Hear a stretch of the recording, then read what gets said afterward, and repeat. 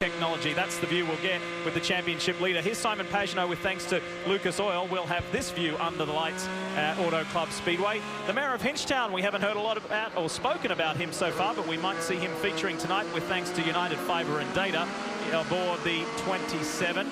Now, we just had word that there was a late engine change aboard the National Guard entry for the 15 of Graham Rahal, and the National Guard brings us this viewpoint. JPM won Pablo Montoya, the most recent 500-mile winner at the Pocono 500, and Chevy brings us this view for the Indy 500, the champion, the NASCAR star. So many career high points to talk about. Will this be a career high point tonight? For Helio Castroneves, Verizon brings us the shot aboard the pole sitter's car. So, who do we think tonight, fellas?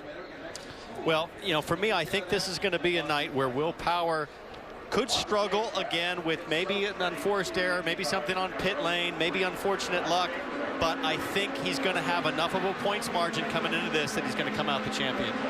Myself, I like Juan Pablo. I mean, the way he ran Pocono, he's got so much experience now with these 500-mile races. He's really got a good shot, and here we go. It is the championship finale. It's the MAV TV 500 under the lights in Southern California. Let's go for the final time.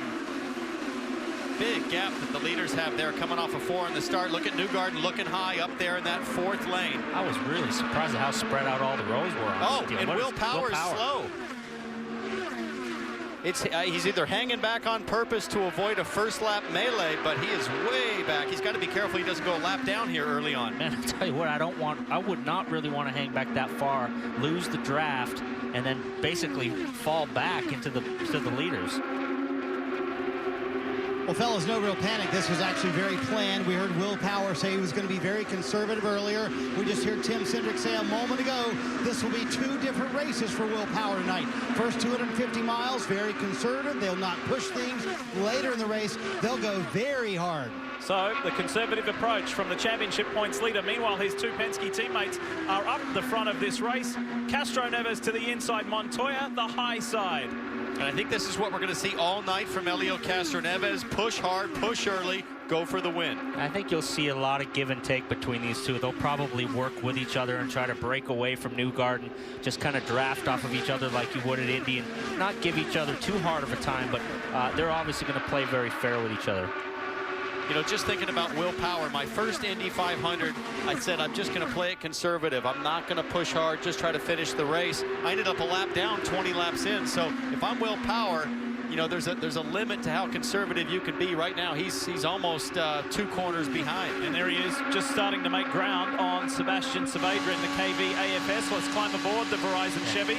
I'll tell you what, he's running down on the bottom in that danger zone where Michaela Lotion was. So, you know, when you're back here and you got all that dirty air, you got to look for clean air. But this is a really tricky part of the track that the car can get away from you. Well, you can get away with it for a few laps when the tires are new and they're at peak grip potential. But after a few laps, as you say, Paul, he's going to have to start moving up. Last year, we saw Carlos Munoz hang in too long on the low line. Big crash for him last year. Not only that, Townsend, I mean, he's back here, and you got all that dirt, debris that's getting kicked up off all these other tires. You got a 3 wide here with Bourdais. You know, the guys out front, like Castroneves, they're not getting that debris in the radiators and everything, and Will is going to get the worst of it in the back. Excellent point. Bourdais, Ed Carpenter, Ryan Briscoe, Carlos Munoz. And we look a little further back after clearing Saavedra. Power is starting to just gradually sneak his way up. Boy, this is close. Ryan Briscoe trying to thread the needle, but I'm not sure there's space for the thread. Pretty racy for lap 5. Look at Munoz doing that big dive bomb into the inside. He was doing that last year all race. Everybody was waiting for him to wreck, and he finally did. I don't like the look of that, but he's comfortable running low. He runs like that at Indianapolis. And look at Montoya back around the high side as Castroneves slots in behind. Championship contender Simon Pagenaud has lost 4 positions from his starting spot. Will Power is up to 17th. He's made up 3 spots. Let's go on board with the man he's fighting this championship with. And Dixon has moved into the frame. So Dixon moving forward. He's right on the back wing now of Helio as these 2 teammates work together. Dixon is now in the frame. Look for him to have a really strong end of the season.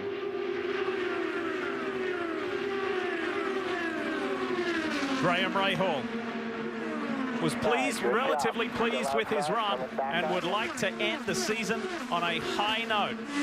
Whoa. Man, they're running close together, Townsend.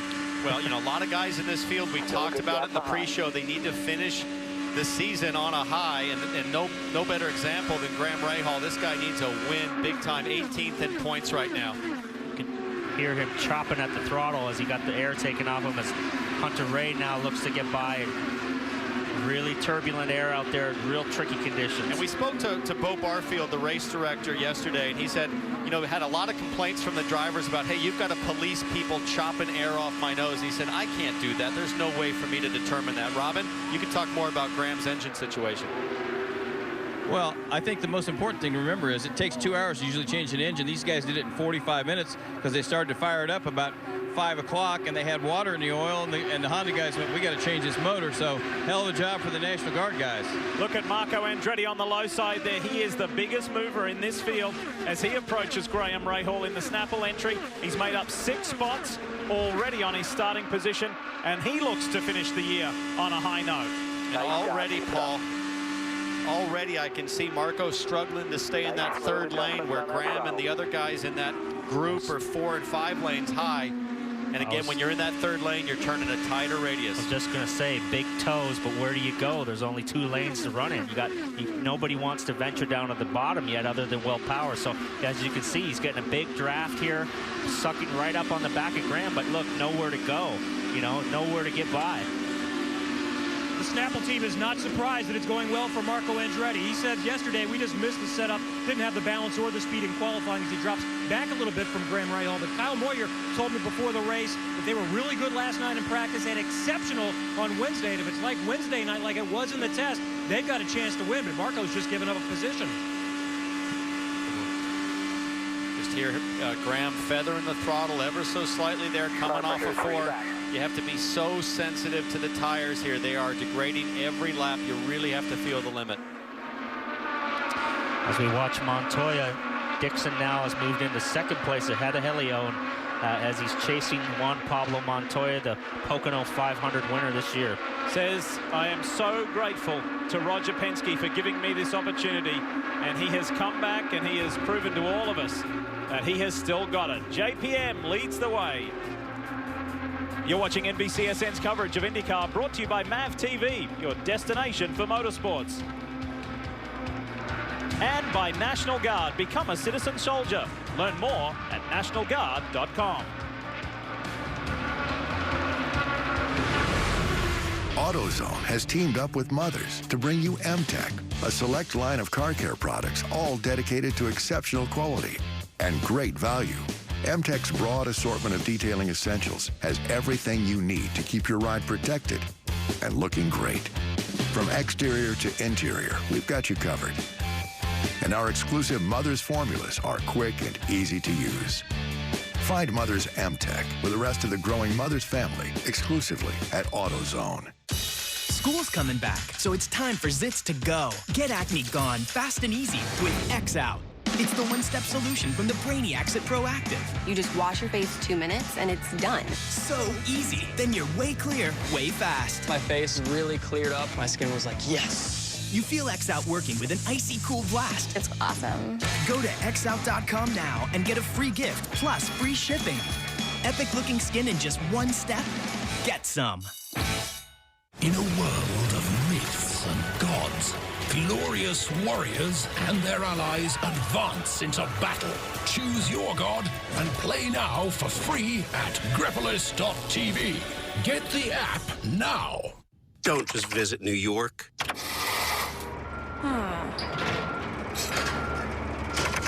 Visit TripAdvisor New York. With millions of reviews, TripAdvisor makes any destination better. Today, the world is pretty sad, but there are great things too. Today is actually pretty great. So smile. So cheer. Today. The redesigned Honda Civic Coupe. One more thing to love about today. Honda, proud partner of the Verizon IndyCar Series.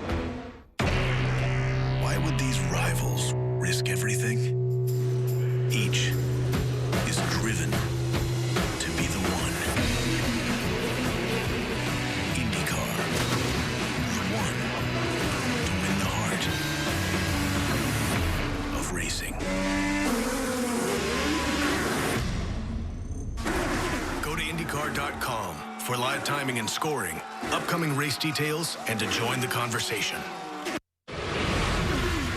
What a gorgeous night to crown a champion in the Verizon IndyCar Series as we welcome you back to our live coverage here on NBCSN from Auto Club Speedway, Fontana, California.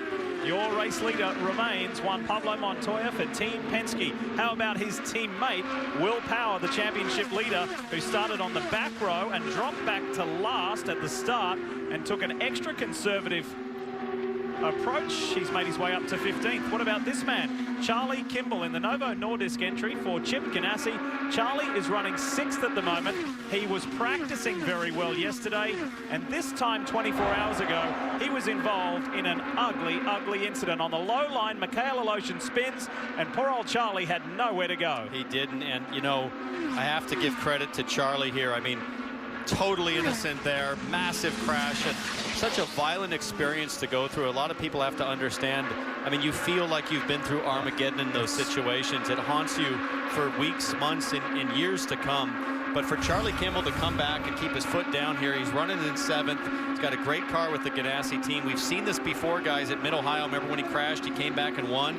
He really is able to compartmentalize the drama. Yeah, the tenacity that he has is incredible. I mean, that accident last night, that was about as scary a deal as you would ever want to go through. When that happens and you see that car coming at you, it's like your life flashes before your eyes. Especially in an open cockpit car, it's the first thing you think of is you know, my head's sticking out. Yeah, this is it. Look at James Hinchcliffe on Joseph Newgarden. In the draft, dives to the inside line, and Newgarden, while starting 3rd, has now dropped back to 6th. He's fighting to stay in that top 5 position, and this is a good scrap. What a fun battle to watch. 11th to now 5th for James Hinchcliffe as he sort of gets by Joseph Newgarden there. You know, I talked to Hinch yesterday. I said, how would you evaluate your season? He said, honestly, a season to forget.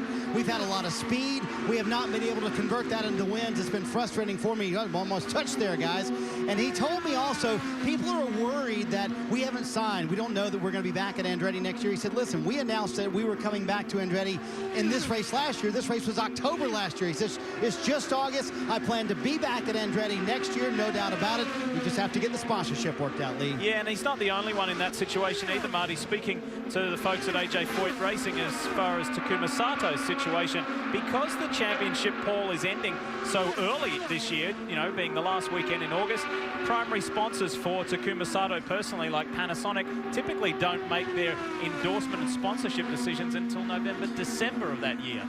Well, Townsend can talk to that a lot. The corporate boardrooms really make their decisions in September, October, and that's usually when all the dominoes start to fall at the end of the year. We have Simon Pagenaud here riding. Looks like he might have a problem. He's coming to the pits. Let's listen to Rob Edwards. This is one of our championship contenders, folks. You know, looking at how quickly Will Power blew past Simon Pagenaud, I can only think that he's got a handling issue, and he's thinking, I got to come to pit lane and get this fixed now.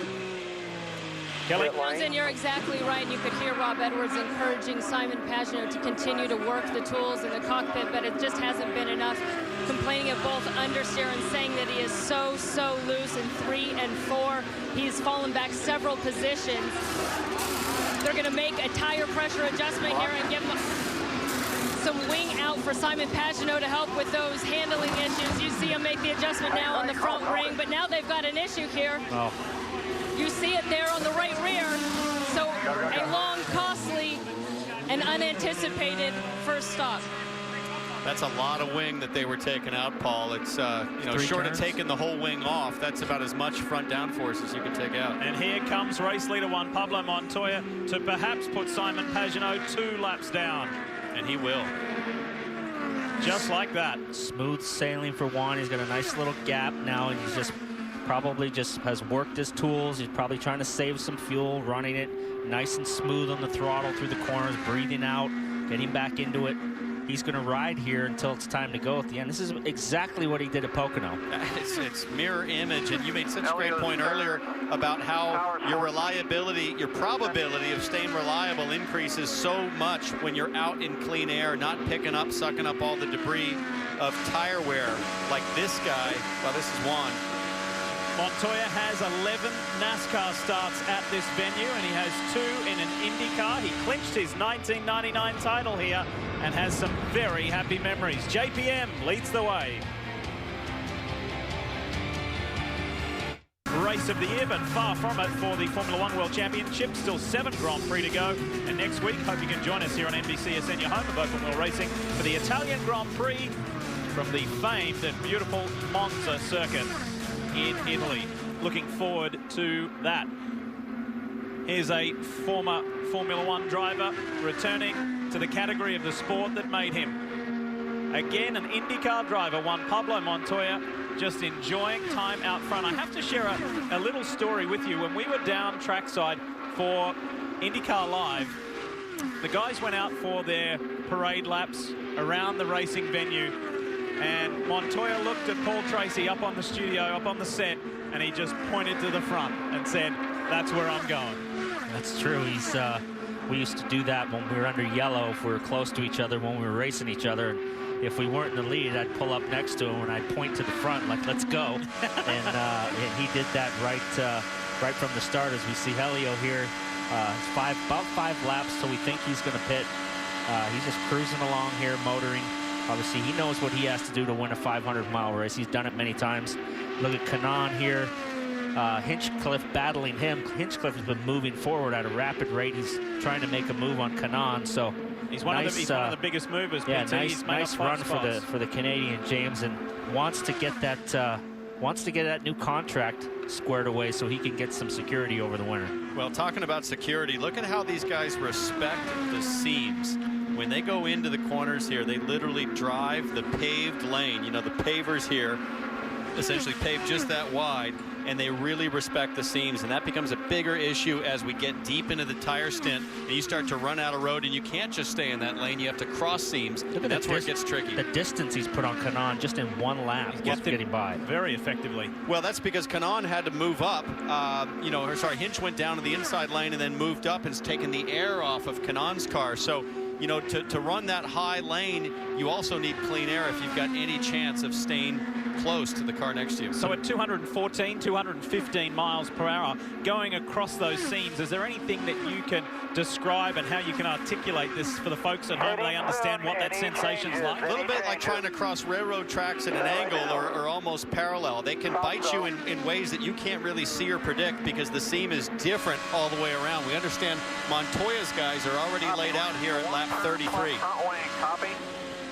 There he is. There's a commit line heading to turn 3. You just crossed over it, and you have to make your intention very clear by that line that you are pitting.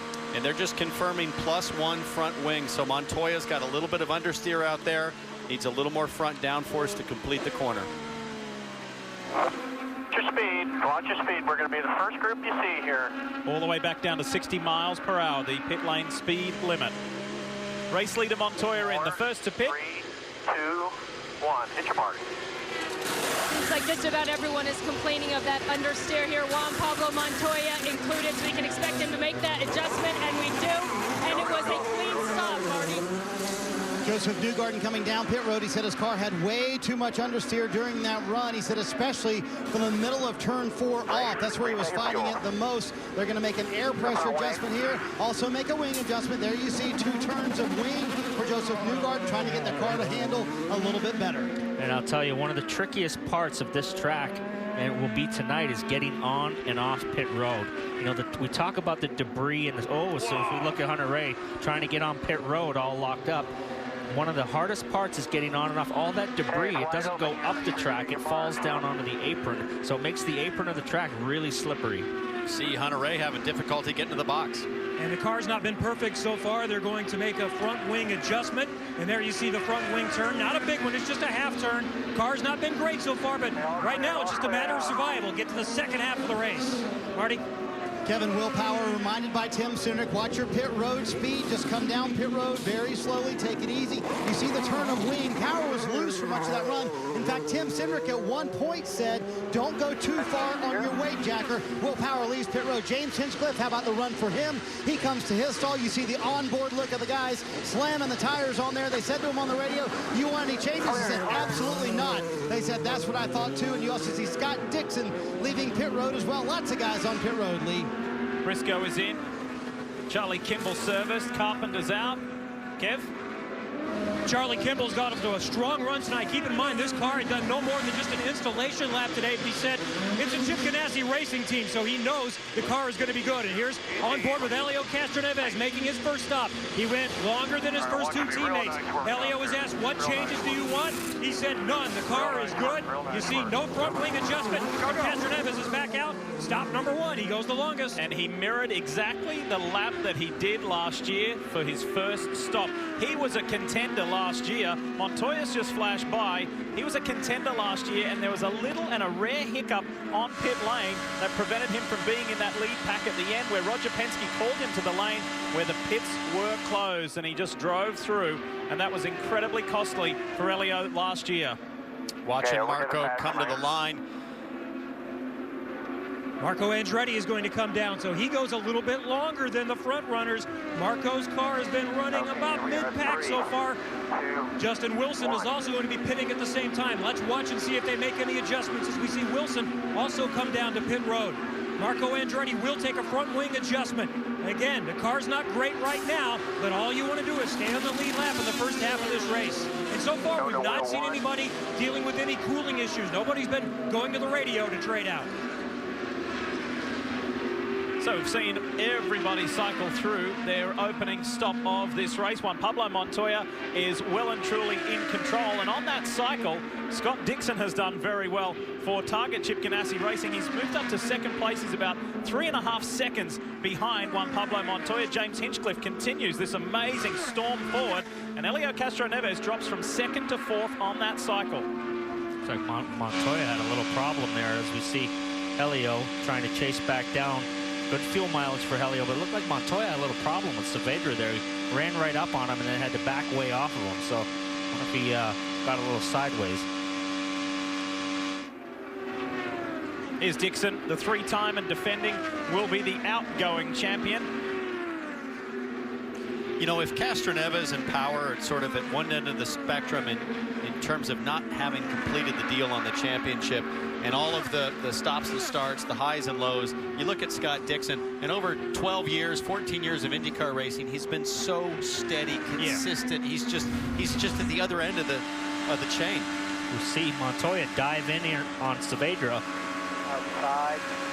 And all of a sudden, he just, I don't know what happened, but I saw it down into turn one here. He was chasing him in here, and it looked like he just had to back right off of him for some reason. Well, I think what happened is that Saavedra took the third lane when Montoya expected the fourth lane.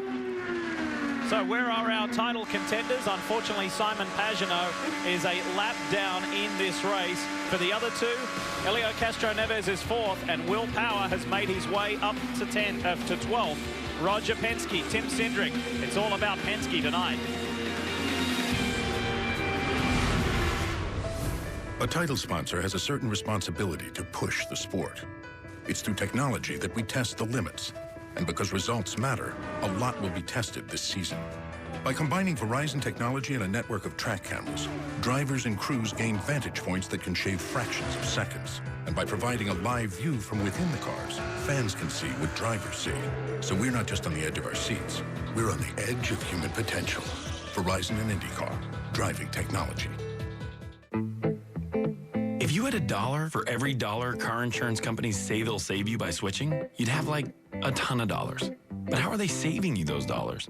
A lot of companies might answer or no comment. Then there's Esurance. Born online, raised by technology, and majors in efficiency. So whatever they save, you save.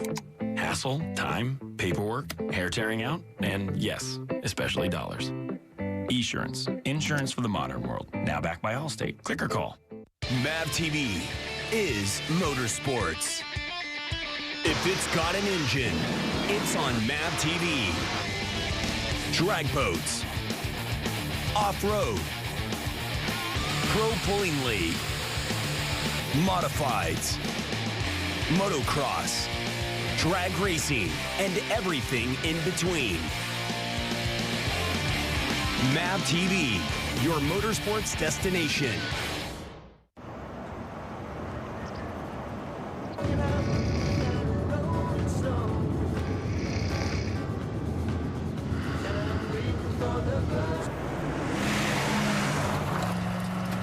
Firestone Transforce tires. Built to handle whatever the job demands. Durable, dependable Firestone tires. Whatever you drive, drive a Firestone.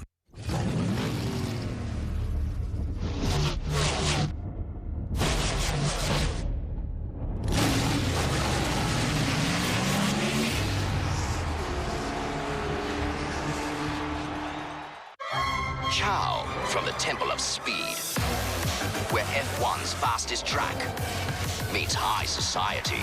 Arrivederci. The Formula One Italian Grand Prix, live Sunday, September 7th on NBCSN. Looking good under the lights in the Verizon Chevy. It's Juan Pablo Montoya, who has led 37 laps in this race as we compete lap 47 of 250 in the MAV TV 500. And let's give you an update on the point scenario at the moment, with Power in 12th position, would have a 21-point advantage at the moment, but there's going to be a whole lot of twists and turns. And listen, you don't even see Simon Pagenaud on that top 5 list. He came into this race 3rd in the championship. He would drop to 6th if they finish where they run right now. And that would be a huge disappointment for that Sam Schmidt team. And obviously Pagenaud, he's run so well all year and put himself in position. And just some handling issues now can drop him out of the top 5, which would be a massive disappointment. You know, of course, the beauty of a 500-mile race is you get an opportunity to tweak the car early. You can run into a little bit of hardship there and still come back, get lucky on a yellow, and maybe get that lap back. But right now, Simon Pagenaud running a lap down. Look at, as we watch Dixon here now, Hinchcliffe is snuck up on the back of him, and he's really moving forward. He's made up a lot of ground since the pit stop, and making a run here on Dixon. He had a great pit stop to get that 3rd position. Still relatively young on the tires, about 10-12 laps on the rubber, but his car does look exceptionally good. He's taken that treacherous low line in the 3rd lane, man. Nobody wants to run there very long. You say the low line, Townsend. Remember when we used to run here? We used to run on the white line, and if you got off the white line, somebody would get by you, and now they run up against the wall. So times have changed since we used to run here. Look, for a 3-time race winner last year, there have not been many moments this year for James Hinchcliffe to stand up and cheer about. This could be one, Marty.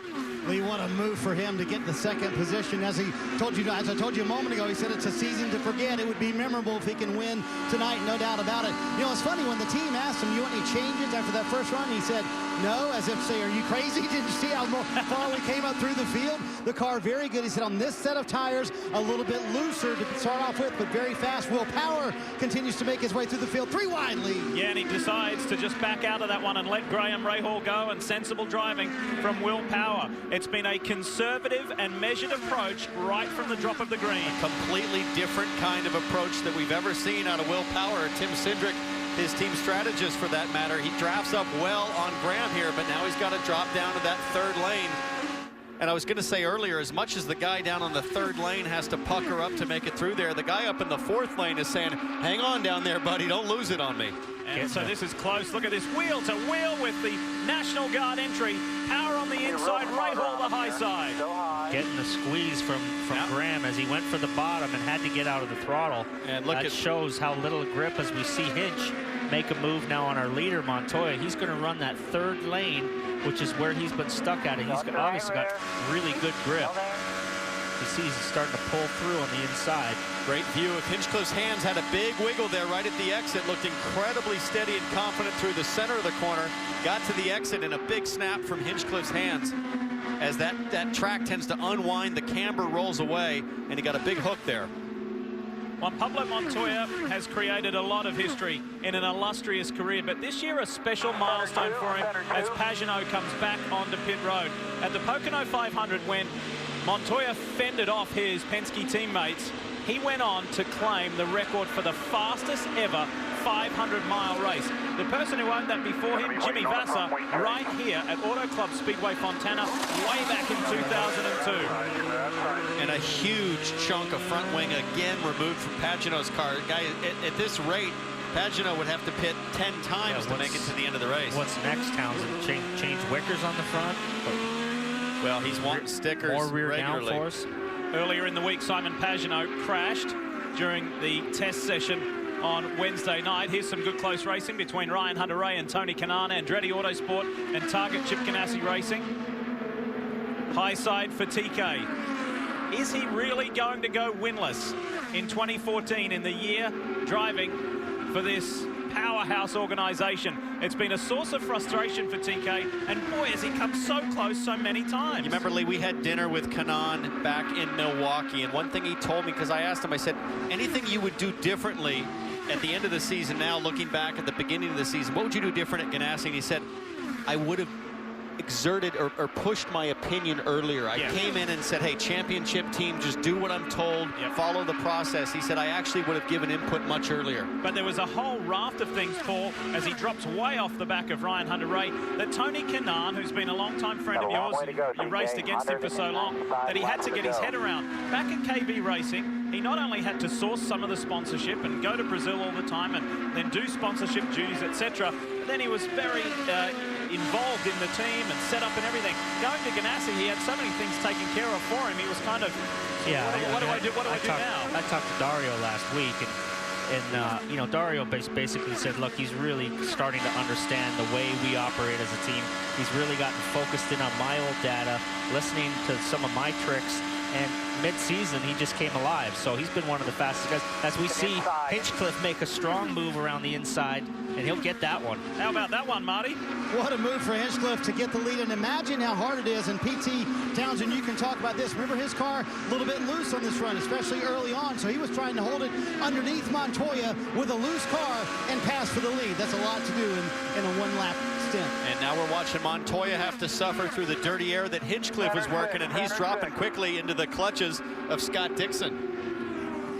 Just one podium on the season for the mayor of Hinchtown. Wouldn't that be a nice way to finish the year? Yet to announce his intentions for 2015. So we saw that car pushing. Clean air is king, Townsend. And Hinch leads the way for the first time. 5 different leaders tonight. How far can Hinch take it?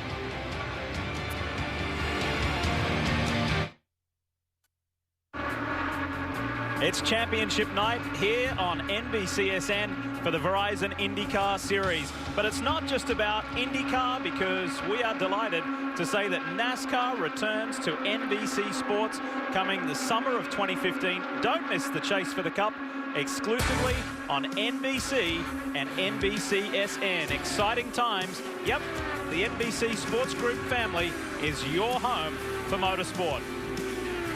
Really looking forward to that. 2014 has been huge. 2015 is going to be massive. Kevin Harvick won the Nationwide Series race tonight, and with that, denying Penske a victory, that now leaves the door open for either Helio Castroneves, Will Power, or Juan Pablo Montoya. And speaking of Castroneves, look at Hunter-Reay on the inside of Helio. Stormed up the inside, but those 3 guys have the opportunity to deliver Roger Penske across all disciplines that the Penske team has run. Sports cars, Indy cars, and NASCAR. It's 400th victory, just like would be a milestone. Just like his teammate Lee, Ryan Hunter-Reay, little wiggle there coming out of 4, again taking that 3rd lane, that tighter radius, and man, his hands were moving very quickly to keep that DHL car under control. The speeds have been pretty consistent, Townsend. They're running 210s, 211s, and this race, no yellows so far. Nobody's had a problem. We've had Huertas has pulled off, not feeling well, but this race is whistling by pretty quick. We're approaching 70 laps. Juan Pablo Montoya, who said he's dealing with a big load of understeer will come into pit lane again. Now, there was talk over the radio that there could be an issue with the weight jack, or they even mentioned possibly changing the steering wheel, but now they've decided against it. It'll be half a turn of front wing for Juan Pablo Montoya, who's led most of this race, but lost it to James Hinchcliffe. You see that adjustment, and Juan Pablo Montoya is on his way. Clean air is king, Townsend. He's once he got in that draft, he's got tons of understeers. We heard from Hinchcliffe. He moved through the pack with a good handling car, and once he got out into clean air, they're going to pull a half a turn of front wing out. They're going to pull it out. You know, Hinch, Hunter Ray, their cars are looking very strong deep into the stint here. These guys, give us some information on Bourdais coming out of pit lane, but these guys are going a little bit deeper into their stints. Montoya only ran 30 laps on that last stint, did 35 on his first stint. So if you've got a good handling car, you're going to try to stretch that fuel and stretch the tires as long as you can. Fresh tires on Bourdais. He whistled around the inside and just went by the leader like he was standing still on the bottom of the track on the white line. So you can see now the difference between stickers. As you see, he's just going to go by his teammate. Look at the speed difference here. The stickers have provided once you come in and get those fresh tires. Well, their lap times are going from 2:14s on new tires, and right now the leader is at 2:06. Carpenter asked for no changes on the last pit stop. He was quite happy with his car. At times, he's been running faster than the leaders. Remember, he has a win and a runner-up finish here, and it looks like it's smooth sailing for Ed Carpenter, Marty. Kelly Joseph Newgarden at the very end of pit road. They asked him, is it worse this run? He said, yes, too loose. You see the wing adjustment. He said, especially early in the run. That's where they struggle. Mid part of the run on, he will beat Ed Carpenter off of pit road. He was running 6th when he came down pit road, Lee. Continually fine-tuning the cars over the course of this 500-miler. And for Andretti Autosport with 2 cars in the top 4, and here is the biggest mover of the race, 10 positions gained for Will Power as the Verizon Chevy hits pit road. It has been a very methodical approach tonight from the championship leader. Methodical and calculated, Lee. He works his way to his pit stall once again. Tim Cindric, make sure you do not speed when you come down pit road. He was pretty happy with that run, and you can actually say he's gained 11 spots since they started. Remember, he fell back to the very back of the pack. 21st at one point today, comes to pit road 10th. No changes on that stop. I had a conversation with Formula One veteran Mark Webber earlier today and asked him his thoughts on Will Power. He has been intimately involved in Will's career, financially backed him in the early days, helped him when he first went to England to race in the British Formula 3 Championship and other junior series. And he said, I think he has endured enough in his career to get the job done tonight. Watch Justin Wilson come to pit lane. Paul, I don't remember you helping me out with a check early on. I helped out my man AJ Allmendinger. Yes, you did. Got him in the go-karts and helped him up through the ranks until he got to my level. Then he wanted to give me a whole lot of grief all the time. So he started sending you pictures of his Learjet, as I recall. Exactly, yeah. Elio Castroneves on pit road. Remember, the scenario is if Will Power finishes 6th, the championship goes his way. Elio, his desire is to win and put that beyond doubt. So far, for the 2 title contenders, it's been a pretty smooth evening so far, Kev. He's been reminded to watch his pit speed. They cannot afford any mistakes. You see the tear off, come off. He has an extra visor ready to change out if needed. Some have extra helmets because of all the debris that is picked up on this track, but Elio would go with a visor instead of a fresh helmet. They're going to make a slight front wing adjustment, and Elio Castroneves is back out. Hey guys, check this out right here. You see the black tabs on the windscreen? Those are tear-offs for the windscreen in addition to his helmet. So you've got both options. And when they said that Castroneves was going to do a visor instead of a helmet, there's 2 styles of helmets now in the series. As we see these guys coming in, as Marty's going to pick up Dixon, I'll pick up where we left off on the visors. Marty? Well, while we're talking about visors, PT Scott Dixon has 16 tear-offs on his visor to make sure he makes it through the night. He did one as he was coming down pit road. You see the tires going on for Scott Dixon. They're going to make an air pressure adjustment, very slight wing change. He said it was just a little bit understeer at the end of that run. He will be beat Ryan Hunter-Reay off pit road very easily. James Hinchcliffe started to lose the rear of the car. The car was a little bit loose. You see him coming down pit road. You see the tear-off also going off for James Hinchcliffe. He said he was loose in 3 and 4 for the early part of that run. They're going to take a half turn of wing, as we just mentioned. And the one thing funny he said when he got out front, he said clean air is fun, makes all the difference in the world. They'll do that half turn of wing, put on tires for James Hinchcliffe, the leader as he came down pit road. There's the wing turn. Nice stop for the United Fiber and Data guys. What a smooth evening it has been for James Hinchcliffe. As we go back to the visors, what I was going to say to Townsend, and he knows this, the Bell helmet that Castro Neves wears has 2 screws that hold the visor on. As we see with Montoya right here, he has an Arai helmet, and there's 4 screws on that helmet. So to change an Arai visor is much more costly to do it than a Bell. The Bell has 2 screws, the Arai has 4. I've never, ever considered changing visors in a race, but that's how much debris they have to deal with. Slightly off sequence, JPM leads this race once more and has led the most, 48 laps in total. I don't drive a race car every day, but when I do, it has to be ready. At the race shop or at home, that means Deltran battery tender.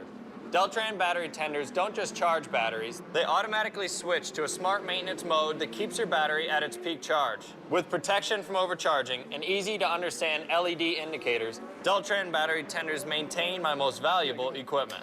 If you can't start it, you can't drive it.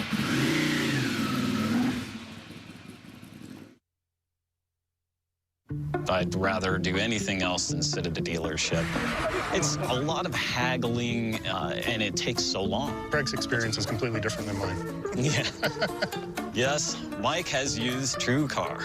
At TrueCar, we'll show you how much others paid for the car you want and how much you should. Because I used TrueCar, there was no haggling about the price. They treated me so well, and it was just such a quick, easy experience. Get your car and get back to the life you love. Welcome to the future of car buying.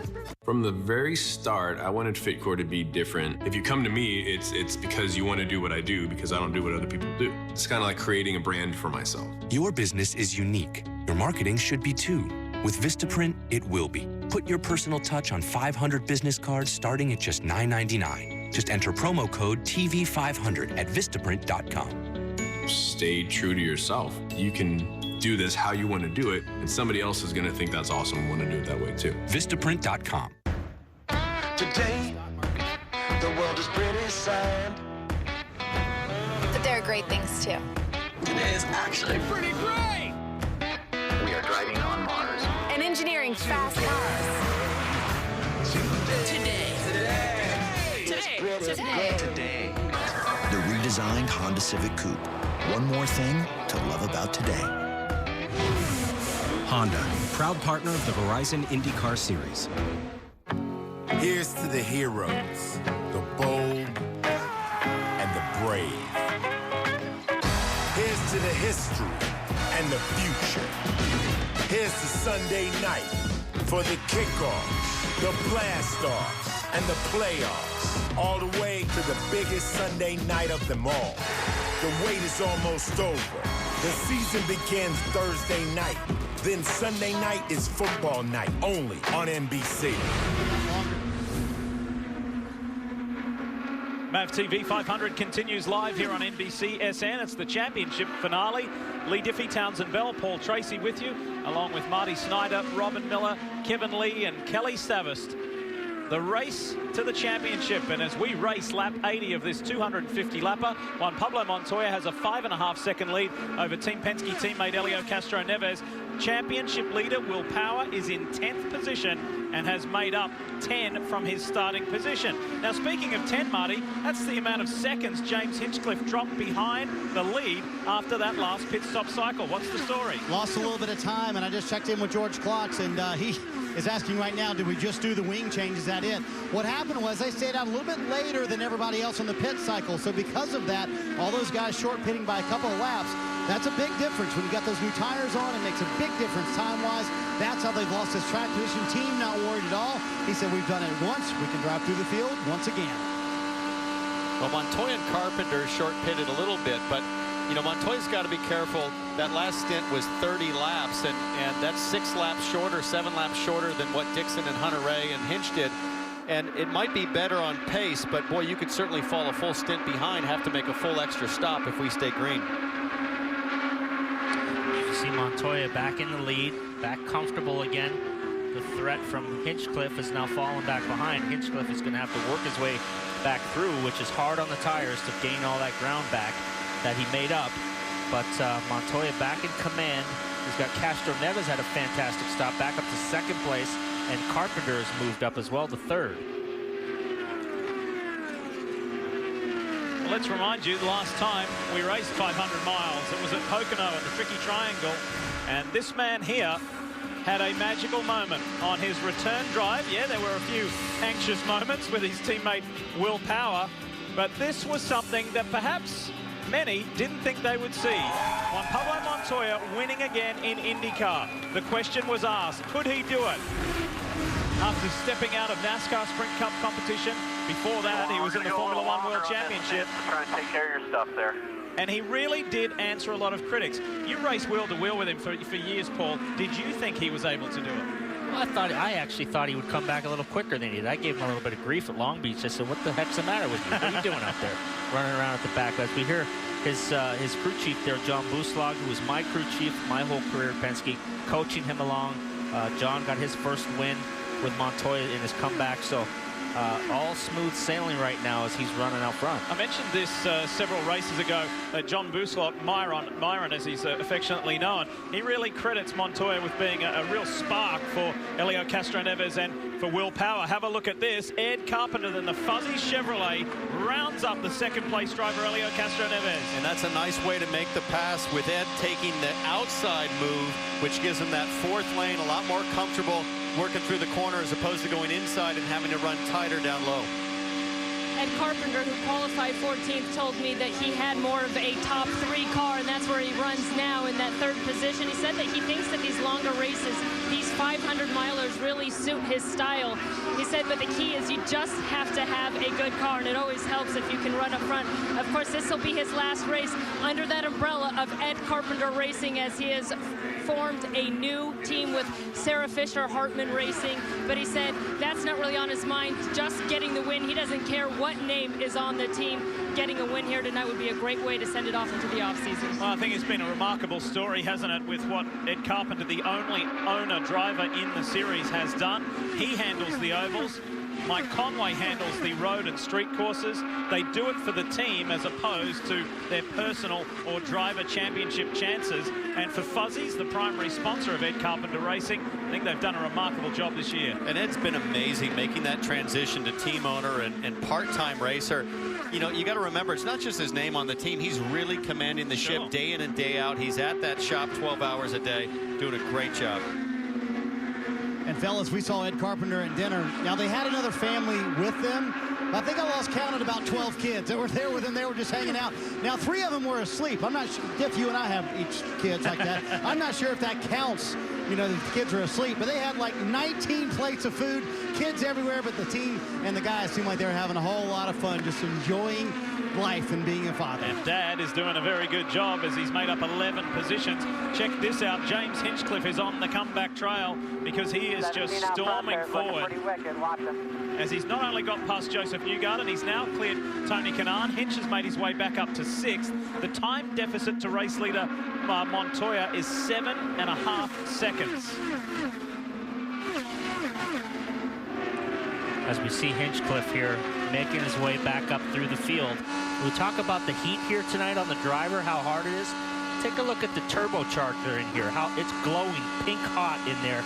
Think about how much heat is inside that engine bay and how hard that is. There's wiring harnesses in there, Townsend. There's all kinds of electronics, black boxes. Look at the heat coming off of that. And next year, Paul, I think you'll expect to see this bodywork get a whole lot tighter as we go to body kits. One of the expectations is that there's a much more of an F1 style profile to the engine cover and the bodywork as it form fits to the exhaust of the engine. The manufacturers will be looking for every advantage to reduce the frontal impact of the car going through the air. You'll hear the teams and drivers and engineers use the phrase shrinking. they'll shrink that bodywork for a tighter fit and a tighter wrap. And a lot of the engineers and drivers are actually looking forward to that revised bodywork. I'll tell you what, man, back in the day when Townsend and I used to run with these Reynards and Lolas, that bodywork was right on everything. As we see Munoz come to the pits as we go to Kevin. And early on, he lost the ability to adjust the weight jacker as he gets in a little bit sideways. Scary moment for Carlos Munoz, who entertained us last year running the low line. And he said, when I came here and tested this year, I couldn't run that low line. Something has changed from last year to this year. He's not been real comfortable all weekend. A gentleman standing on the pit wall is Paul Ziggy Harkis, who runs this team for Munoz and Andretti Autosport. He cannot speak highly enough about this Colombian rookie. He says, we call him quick hands. He is amazing when the car gets in a situation. Of course, it got away from him in this corner, actually turn 4 last year. However, he's quietly spoken. He gets about his business on the track, and they're excited about the future for this young man. You know, Kevin, you had talked about a scary moment for Munoz, but man, scary for the left front tire changer too. I've got so much respect for these guys that go over the wall. You got to remember, 60 miles an hour on pit lane. Anything can happen, and they are so calm when something does happen. They just get the tire right back on, but lost a lot of time with that mistake. Townsend, nice quick hands. He had his hands off the wheel there when he came into the pit box. Hey, I've never seen anybody do that. Danica saved the stock car one time doing that. Here's Pagenaud. Simon is back in, and this has been a miserable night for, we have to say, the one-time championship contender. Kelly, it's going away from him. It is, as he continues to struggle with that car. He uses his tools, but he's saying, you guys, I'm trying. There's nothing I can do. Rob Edwards saying, hey, buddy, just keep trying. It's a long race. We'll see what comes. You see all that wing as they continue to make adjustments, but it has been a struggle for Simon Pagenaud. If they try to take any more front wing out, the adjuster is going to come out in his hand. He'll adjust it right out of the top of the car and have nothing there to adjust. And in 92 laps, whoa, on cold tires, he almost spun. That is he did scary. That in testing, Townsend, on Wednesday night. Same thing, lost it on the warm-up lane and crashed. That's how easy it can get away from you. He's babying it out now.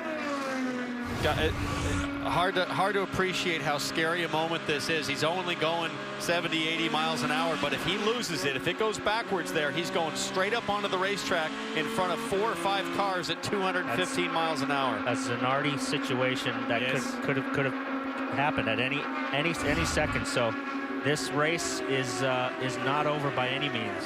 And for those of you unfamiliar with it, Paul Tracy referring to the Zanardi situation. It happened at the Lausitz Ring in Germany back in 2001 when Alex did exactly the same thing.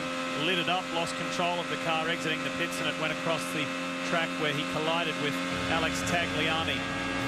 Good news is he went on to become an Olympic champion in the Paralympics.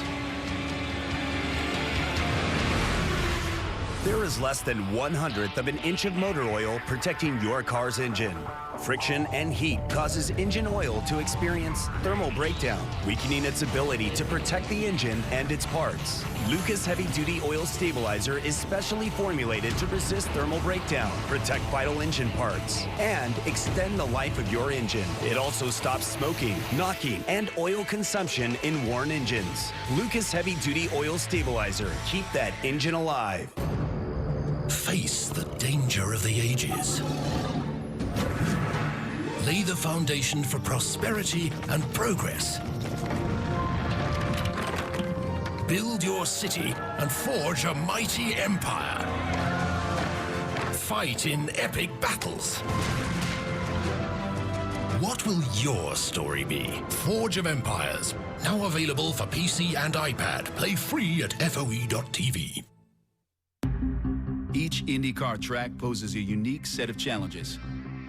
That's why Verizon is installing a network of cameras, seamlessly connected by new LTE multicast technology. These high-quality views are live streamed to teams at angles not possible before, so they can adapt their strategies to meet new opportunities. Because when drivers can approach every turn with sharper insights, the thrill of the race never slows down. Verizon and IndyCar, driving technology. Wandering out into this great unknown. And when it's done, believe that I will yell it from that mountain. Find summer, the Chevy Labor Day sale. Get 0% financing for 72 months plus a total value of $4,000 on this 2014 Silverado All-Star Edition and make no monthly payments for 90 days. Find new roads at your local Chevy dealer. It's a race like no other. To test you, to push you to your limits. Reebok Spartan Race. Get out and race. Visit Spartan.com to sign up today. And don't miss Spartan Race Pacific Northwest, Saturday, September 13th on NBCSN. Last season, Liverpool thrashed Tottenham by a combined 9 goals to 0. It's a rout at Anfield! For Spurs, the road to revenge begins here. Coverage begins tomorrow, 7:30 Eastern on NBCSN. Team Penske's Juan Pablo Montoya is headed to pit lane again. Ed Carpenter was really starting to eat into his lead, and Montoya's decided to pit. There goes Ed Carpenter. The fuzzy Chevrolet takes over the lead of the MAV TV 500. And Ed's going to have to pit in about another 5 or 6 laps if he stays consistent with previous stints. And Montoya, whoa, charge into the pit speed line, and he knows how valuable every millisecond is coming to the line. 3, 2, 1, hit your mark. Juan Pablo Montoya has told me that is one of his strengths, is cutting down that time on pit road, coming in hot. He's asked for a turn to front wing. You see it go there now. Juan Pablo Montoya relinquishes the lead as he makes his pit stop. You know, every little advantage you get coming to the line can be negated. You just saw the left front tire changer just struggle a bit with the front wing, and every little microsecond matters on these green flag stops, because look at where he comes back out. Ed's going around, but Ed's going to stop in a few laps, and we'll see where they cycle through. So Montoya gets pushed off the lead lap, but it's only momentarily. As Townsend mentioned, that will change the moment this man here comes to pit road for his next service. It's been a good night for Ed Carpenter, who's made up 12 positions from his starting spot. Will Power would remain in the championship lead for making up 11 positions from his starting spot, and he maintains a 9th place at the moment. We saw Graham Rahal dive low and head to pit lane. Kelly's there.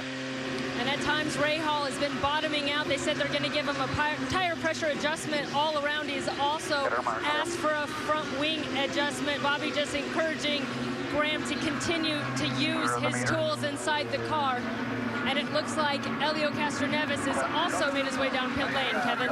Stop number 3 for Helio Castroneves, who's picked up a bonus point for leading a lap tonight, but he's running out of time to pick up the 2 points, as this is a blisteringly quick stop, leading the most laps. He's going to have to get to the front almost immediately to pick up those bonus points, Kelly. And Ed Carpenter, who had the lead, has been relatively quiet on the radio. Really, they've been encouraging him by telling him his speeds. He's been quickest at times on the track tonight. I don't see an adjustment there on the front, so it was a quick one for Ed Carpenter. Where you want your bars here. Think about where you want your bars. Townsend, as they heard the changes for Rahal having a bottoming issue, sounds like they here's Briscoe coming in. We haven't seen him all night, but it sounds like they missed their ride height decision for once the weather started to cool down. And Ryan Briscoe's actually had a fairly nice run. They've been fighting understeer for much of the night. He said it's all the way through all turns, 1 and 2 and 3 and 4. He comes to pit road 10th. You see the wing adjustment they made too, Kevin. Well, Tony Kanaan maybe could have won at least 2 or 3 times this season. He's still in the mix here tonight. Tony Kanaan making stop number 3. A little bit of wiggles, he starts to get slowed down. Kanaan has been running in the top 6 or 7, 4th before he cycled in this time around. There's his teammate, Charlie Kimball, right behind him. Tony Kanaan with a strong stop. And the Target Chip Ganassi car is back out, and so is Charlie Kimball in the 83. Here's Will Power, championship leader in the top 10 in this race, heads to pit road. And just grinding it back to that 60-mile-per-hour pit lane speed limit. You saw him gaining as much time as he could as he came to the pit commit line. Tim Cindric says, good job. You see the tear-offs also coming off. Will Power trying to get another tear-off off. What I can tell you is how calm he has been on the radio. He looked very nervous before the start of the race, but during the race, you can tell he's in his element. No panic in his voice at all. They have slowly worked their way through the field. Seems like he's still trying to get a tear off his windshield, off his visor right there. Will Power leaves pit road. No changes for the second consecutive stop, guys. Just got an update. There will be a penalty to the number 20 Fuzzy Chevrolet of Ed Carpenter, pit lane speed violation. And that is just a heartbreak for Ed. Had a brilliantly handling car. He'll be furious about this. Drive straight through, watch your speed. And guys, one thing I'm watching is the relative difference between Hunter Ray smoking the tires, and boy, I'd be surprised if he got down to the speed limit for that stop. And that's the second time in succession. He did it on the previous stop as well. Seems like with the geometry they're running, even getting into his box, he's having a hard time getting the left front from locking up. Kevin? The Indianapolis 500 winner is in. Maybe could have, should have won at Pocono. This is the third 500-mile race. We'll wait and see if there's any penalty because he didn't lock him up coming into the pits. Great stop for Hunter Ray, Marty. Kevin, Scott Dixon was second when he came to pit road. He said it has too much understeer, especially through 1 and 2. All they did, though, was an air pressure adjustment. You see James Hinchcliffe leaving pit road as well. Never really made up the track position that he lost after that last cycle of green flag stops. Once again, they pit late in the window. He came in fourth. A little bit of a wing adjustment for Hinch.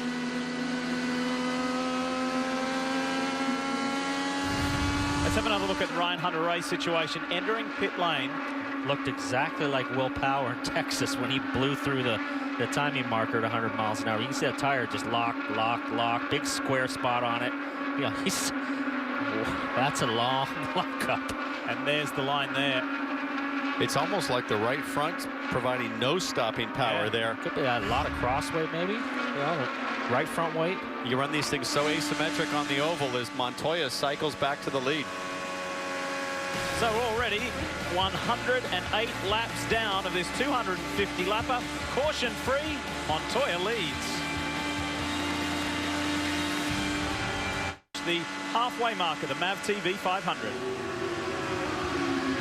Juan Pablo Montoya has been strong at oval races all throughout the year. In 5 starts, he's got that win at Pocono and 4 other top 5 finishes, 3 podiums. He secured his kart championship here at Fontana back in 1999, but he has never won here, but he leads here tonight, Kevin. Helio Castroneves still in the title chase, less than 10 points behind as they running second right now, and he so much wants to give Roger Penske as we watch Ryan Hunter-Reay challenge him and try to go around the high side. Good battle for a second. He wants to give that Penske title to Roger. He's done so much for him. He didn't have a job in '99 when he hired him. He stuck by him through the tax evasion charges in 2009, and Helio still has a chance tonight. There we see Ryan Hunter-Reay running in third, and Hunter-Reay is having a strong night tonight. And we go back to Kanaan in the 4th position. Tony Kanaan hasn't won, but he has finished on the podium significantly here recently. 4 podiums in the last 6 races. He's been knocking on the door, Marty. For Scott Dixon in the 5th position, Kevin, he just got that position from Joseph Newgarden. There he is, back there, Scott Dixon. He said the car just has too much understeer, especially in the middle of 1 and 2. He said these tires are falling off so quickly. You know, he tied Bobby Unser for 5th on the all-time list for wins last week. Bobby Unser this week congratulated him. He said, I really wish Chip Ganassi would give him a stock car or a sprint car to run for the rest of his career, because I'd like to hold on to 5th if I could. Joseph Newgarden is back in the 6th position, and they've been struggling with the early part of the run, especially with understeer on the last couple of runs for Joseph Newgarden. How about this? They have finished 5th and 6th in the last 2 races. They could finish 6th again. It would be a very nice finish to the season for that 67 team. And James Hinchcliffe has never recovered from the track position he lost a little bit earlier. He said this car is just a little bit too loose right now. They've been struggling with that, Kevin. Charlie Kimball, remember, led a lot of laps near the end of this race last year and could have won before the engine expired. He said that gave them all kinds of confidence coming into this season for here. And he said, I would have been shocked if you'd have told me before the season my best qualifying efforts would have come on the 2 ovals, including this one here. Kimball running strong tonight, Marty.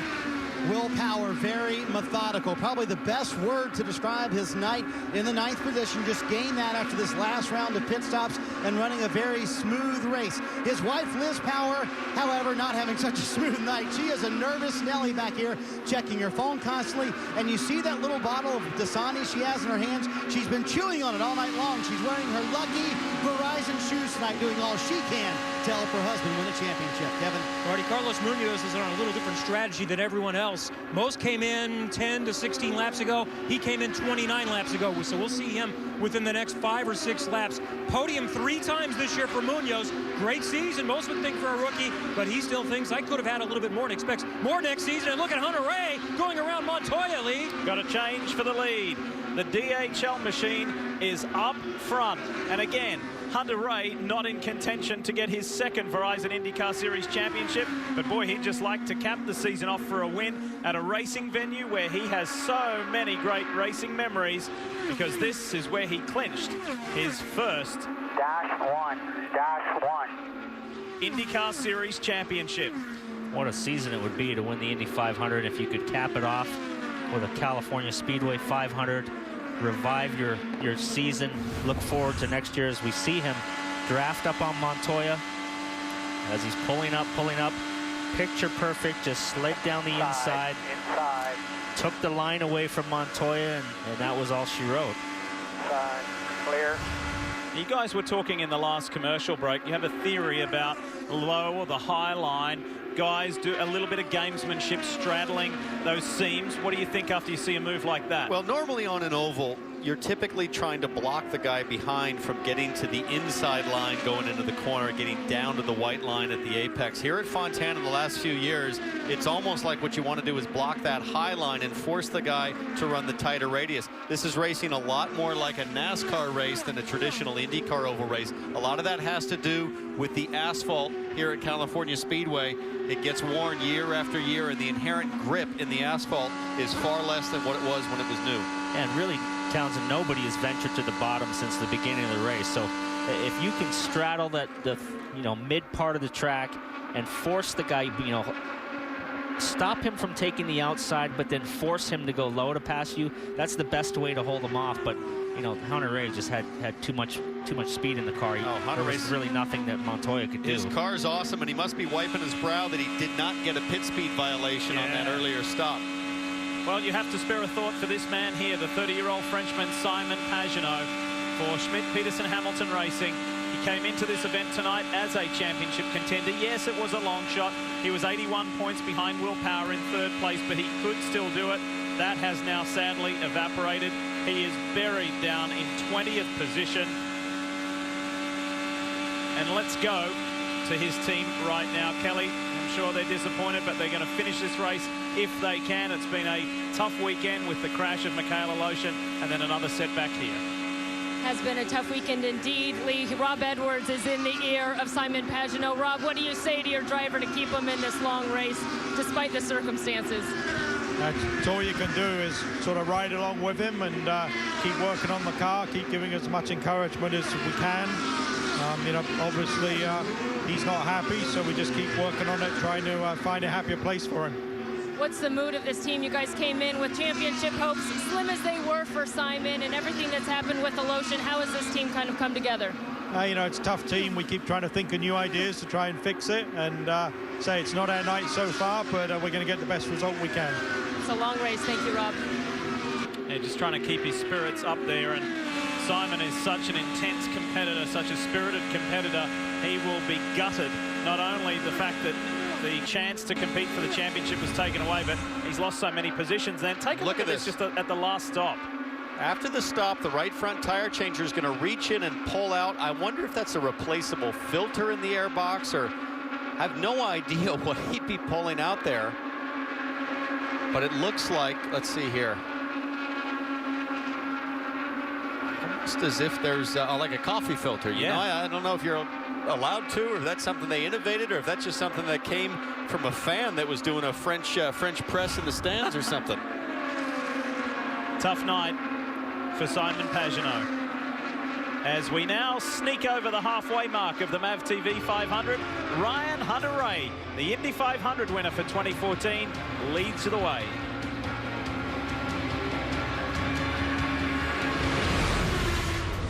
Wandering out into this great unknown, and when it's done, believe that I will yell it from that mountain. Find summer. The Chevy Labor Day sale. Get 0% financing for 72 months plus a total value of $4,000 on this 2014 Silverado All-Star Edition and make no monthly payments for 90 days. Find new roads at your local Chevy dealer. The Bryan brothers are busy guys. Let's get out of here. Road trip. So Esurance is using technology to help them see New York. You should have brought a camera. You are a camera. Bring cash. Kind of like how they use technology to help you make smart choices about your insurance. Nice shot, Fika. U.S. Open, please. It's just how they roll. Sounds fun. Man, I'm exhausted. Esurance, proud sponsor of the U.S. Open. I'd rather do anything else than sit at a dealership. It's a lot of haggling, and it takes so long. Craig's experience is completely different than mine. Yeah. Yes, Mike has used TrueCar.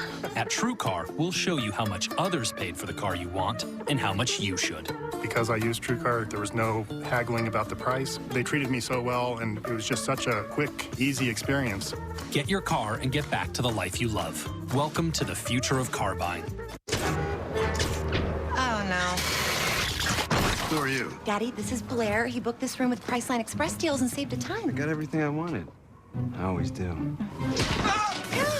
You seem nice.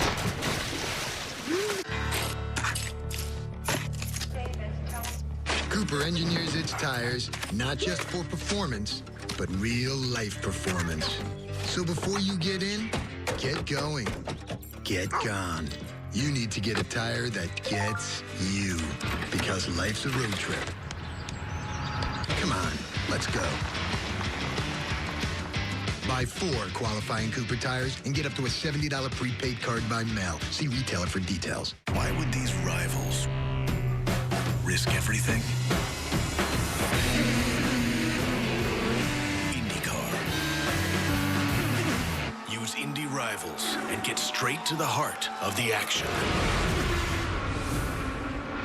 Andretti Autosport's Ryan Hunter-Reay not only taking the lead of the MAV TV 500, he is going away with it. 3.1 seconds ahead of Juan Pablo Montoya and Elio Castro Neves in third. The man who is second in the championship fighting Will Power. His Team Penske teammate Power has inched his way up to 7th at the moment and increasing his chances to become a first-time IndyCar Series champ. Joseph Newgarden on the lane.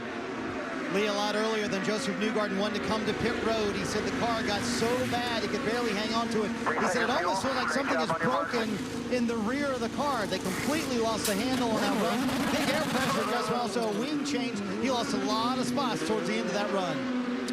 As I was saying to Townsend when we were at commercial break, I'm amazed that this race is going by as quick as it has, that there's been no crashes. Everybody's been complaining about handling, but hanging on to it as we see.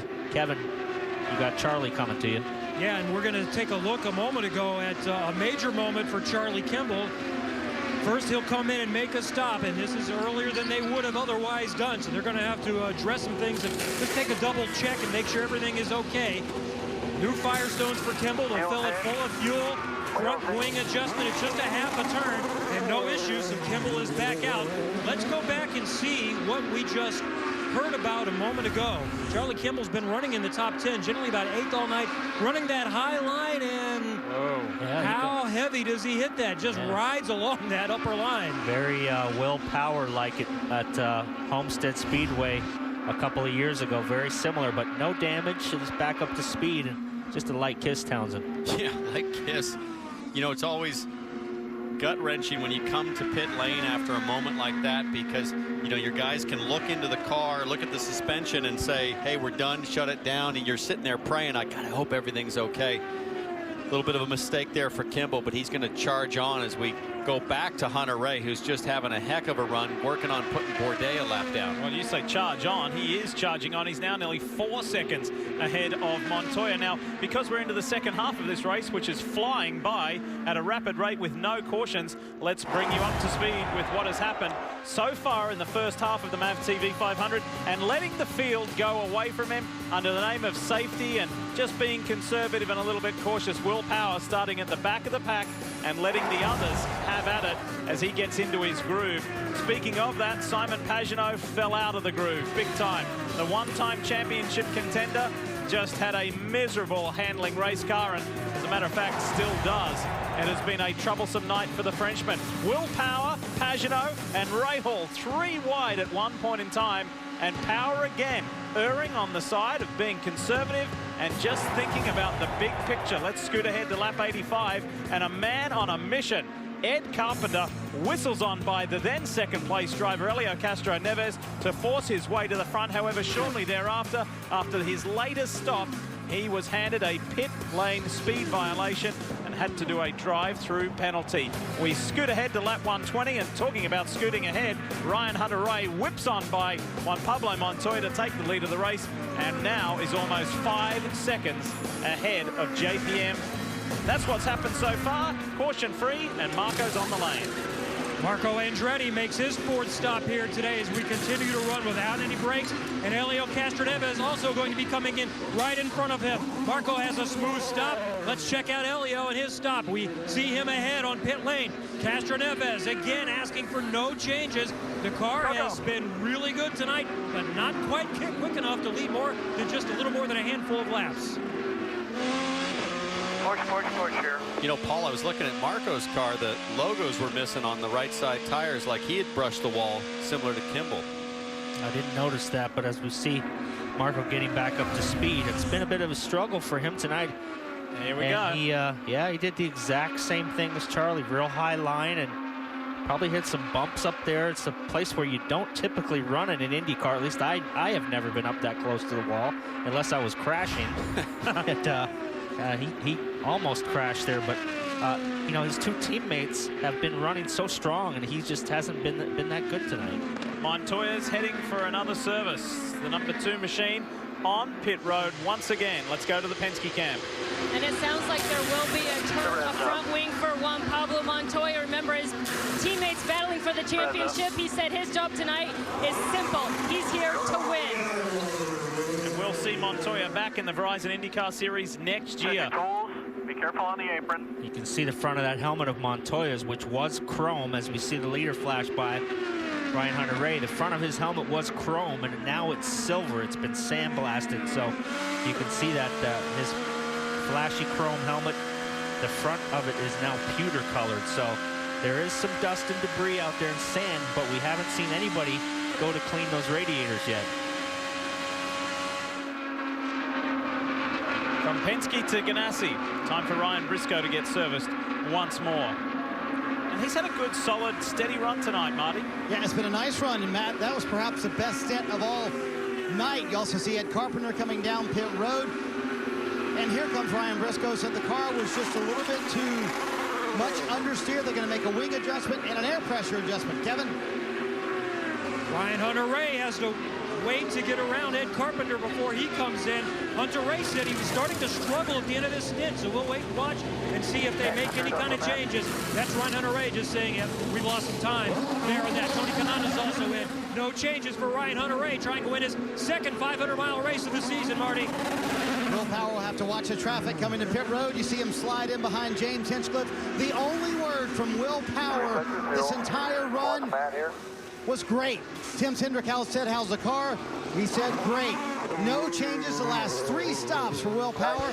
Chassis is outstanding, and they've made their way, Lee, into the top 5. He was running 5th when he came to pit road. You know, a lot of people wondered who was going to show up tonight of the Will Power, you know, sort of personalities. And I can tell you, a champion showed up tonight. He is just hitting his marks perfectly on every stop. He is totally calm, focused on finishing in the points, and he knows if he does that, he'll win the championship. He looks like Jimmy Johnson tonight, doesn't he? He's driving a very Jimmy Johnson-style race. No mistakes. As we see Sato in the pits here. Nice clean stop as he gets away. But, and here comes Dixon. Scott Dixon coming down pit road. He said, man, these tires just go away so fast in the middle part of this run. Too much understeer through 1 and 2. That's the call from Scott Dixon. You'll see the changes they're going to make on the car. And you talked about the helmet earlier. Look at the front nose of that 9 car just beat up from all the debris. But like you mentioned, Paul, no teams down here complaining about debris in the radiator or an overheating engine. That's been a big key. They do have the shop vacs at the ready, but they have not had to use them yet. And this is James Hinchcliffe coming down pit road for a pit speed violation. acceleration coming through pit road. That will hurt. They've had a top 10 car all night long, Lee. It'll be tough to make up this track position going caution-free like we have. Two front runners, two guys who have led laps in this race, Ed Carpenter and James Hinchcliffe, being nailed for pit road speed violations. That's those little mistakes that you can't afford to make. It cost Carpenter a lap, and it will cost James Hinchcliffe a lap, as we see Hunter Ray and Kanaan working over Kanaan. And you saw Kanaan trying to squeeze his way up to the high line and block Hunter Ray from running side by side. It was Kanaan's subtle, but he's look at this. Yeah, he's flying.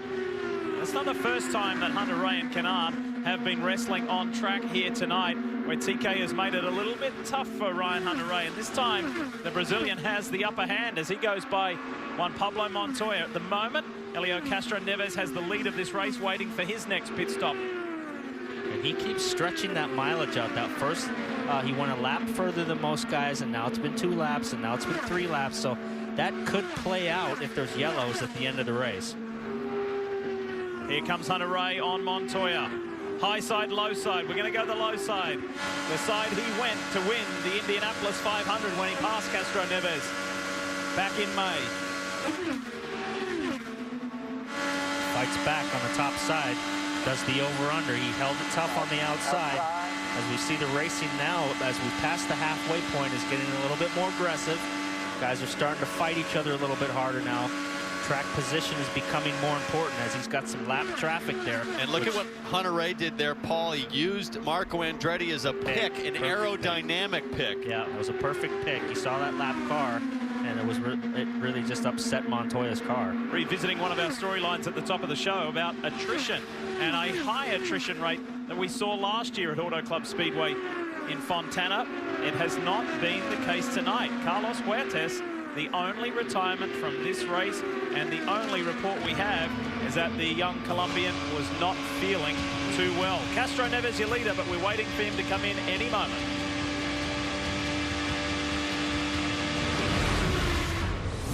Today, the world is pretty sad. But there are great things too. Today is actually pretty great. We are driving on Mars. And engineering fast cars. Today. The redesigned Honda Civic Coupe. One more thing to love about today. Honda, proud partner of the Verizon IndyCar Series. I don't drive a race car every day, but when I do, it has to be ready. At the race shop or at home, that means Deltran Battery Tender. Deltran battery tenders don't just charge batteries, they automatically switch to a smart maintenance mode that keeps your battery at its peak charge. With protection from overcharging and easy to understand LED indicators, Deltran battery tenders maintain my most valuable equipment. If you can't start it, you can't drive it.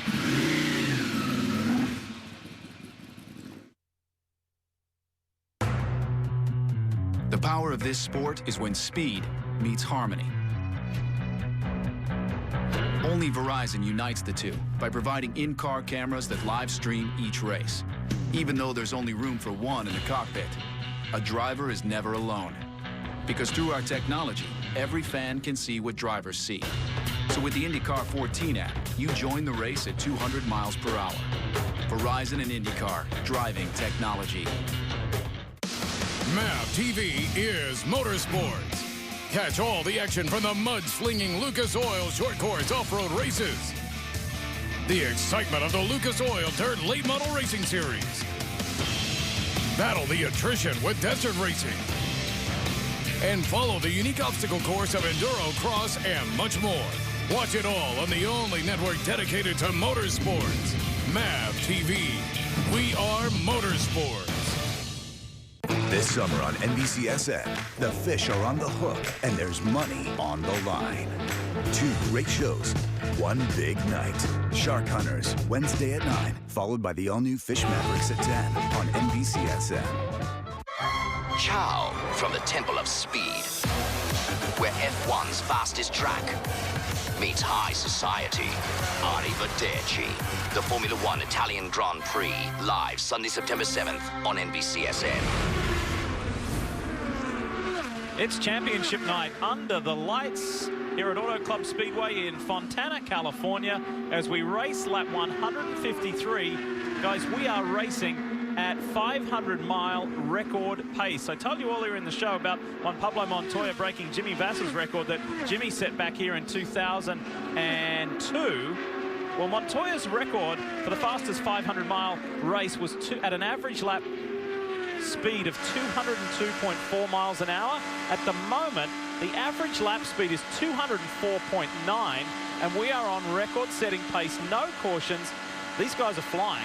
Yeah. They're flying, and you know, the fatigue of running that long. I mean, at the Indy 500 this year, we did over 100 laps of green flag, I think, before the first yellow. And how did you feel? You start to get a little, you get pretty worn out. I mean, the G loading builds, but at the same time, the adrenaline stays consistently high, and that helps your focus. But physically, they're going to be feeling it. And the nervousness in the paddock, as we see Dixon and Montoya running hard against each other. The nervousness in the paddock after last night was the track is super slippery. There's going to be crashes. There could be another big one, as these guys are looking to try to make a big one here. Watch Montoya try to use Marco again as a pick, similar to what Hunter-Reay did previously. There was a lot of nervousness coming in tonight that it was going to be a crash-filled race, and it's been super clean, fast, record-setting pace.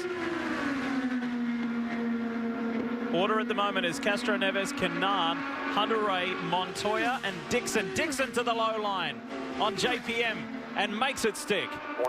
Now let's see what Dixon does going into turn one. Does he stay high to take that line away? I think he will, because he's got Marco Andretti up ahead, and Montoya's probably already picking up a little bit of dirty air there, and now he's in the wash and falling back. Montoya's car is a high-line car. He went for that inside, and you could see he just couldn't hold it. He's got to pass on the outside of guys.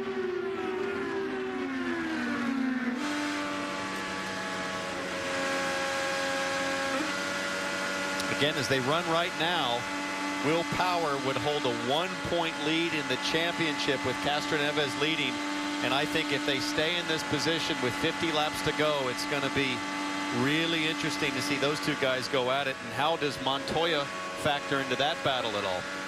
Well, it's like I said earlier. I mean, Will Power has driven a perfect race so far. It's been very unlike what we've seen him do a lot, just kind of freak out and kind of get a bit frantic. He's driven kind of like Jimmy Johnson, just slowly worked his way up through the field. But as we see Castro Neves, he's driving the perfect race too. So they're both driving perfect nights. Yeah, but sometimes it doesn't take much to set Will off. There goes Castro Neves, and as we creep back around the track in the opposite direction, here comes the number 12 Verizon Chevy of Will Power, and as Townsend highlighted, just 1 point separates them at the moment. Slightly different on strategy as far as Elio came in 4 laps earlier than Power. So lap 137 versus Power of lap 141. Dixon is 2 different on terms of the positive. Dixon came in the latest at lap 143. Let's talk more about these guys, Kev. It's an exciting scenario that's unfolding.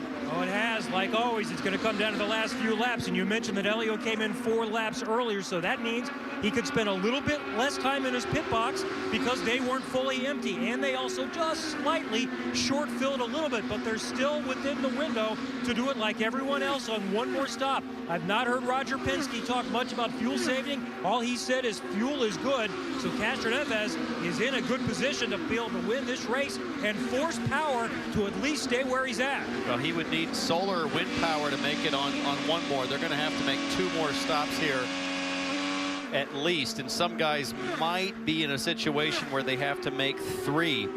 Right now, I think the guy that's in the best spot is Scott Dixon. Currently runs 4th, but he ran all the way to lap 143 on his last stop. So he can run rich to the end. Now remember, double points on offer, double regular championship points. Now we have to couple that with the bonus points. Elio got the bonus point for the Verizon P1. He gets a bonus point for leading a lap, but then leading the most laps, you get those extra ones. Looking a little bit further back to Ryan Hunter-Reay chasing down Tony Kanaan. Elio needs to lead another 64 more laps to get the most laps led and eclipse his teammate Juan Pablo Montoya if he wants to gather those and then make the task even harder for Will Power. A lot to play for in this second half of the race. A lot. And the intensity is going to get a lot more ramped up here as we get down to 2/3 of the way into the race with a quarter to go. You'll see, you know, if the yellow comes out or something happens and we pack this thing up, it's going to just go absolutely bonkers at the end of the race. Well, this is going to drive some of these guys bonkers. You got Saavedra just pitted on 156, only 4 or 5 laps on those tires, and he's out there mixing it up with Scott Dixon, and that could play heavily into the tail end of this race because you've got several guys that are going to be off sequence. You know, Andretti, Wilson, Hawksworth laps down, but they're not going to give up and quit, and they could be in that fresh tire, old tire situation with some of our leaders. Yeah, and the last thing a guy like Dixon needs is a lap car, slide up in front of him, take the air off of him, and then, you know, that could easily spin you around.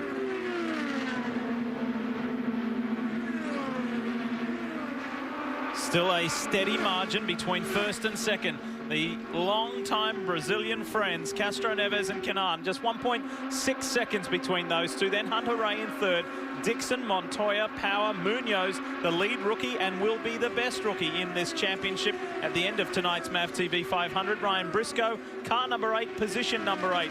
Then Ed Carpenter coming back from that pit lane speed violation, and Joseph Newgarden in the top 10. And Marty, Will Powers moved up into 6, gives him a 5-point cushion now with Castro Neves. What's going on? Well, remember, they told him after halfway is your time to go, and he has abided by that to the letter of the law. He's listened to Tim Cindric and Roger Penske, who kind of laid out that plan earlier in the day. And he's been very calm on the radio. We talked about that earlier. He saw how nervous he was in the pre-race, but during the race, very calm once he was in his environment. And Lee, you mentioned a conversation with Mark Webber, his very good friend. He had another conversation with him last year. Will told me he honestly lost a little bit of motivation last year. He was out of the championship hunt. Didn't really want to come to the racetrack. And Mark told him, I had the same thing happen to me. Graham Rahal will pit here in just a moment. He said, I had the same thing happen to me in my 30s. You got to make it fun. You can't make it a job. You've got to enjoy going to the racetrack. So Will told me he really took that mantra on at the end of last year. And you saw how much the win here at Fontana meant to him last year. He said it was fun once again. He's tried to keep that attitude all year long. Truly a different Will Power in 2014 than we've ever seen before, Lee. Hey, anytime he's not motivated to drive that car, he can call me anytime because I'm dying to get in one. So I was never short of motivation for me to get in the car. Hard worker, incredibly intense, and all he wants to be is a Verizon IndyCar Series champion. But guess what? So too does this guy.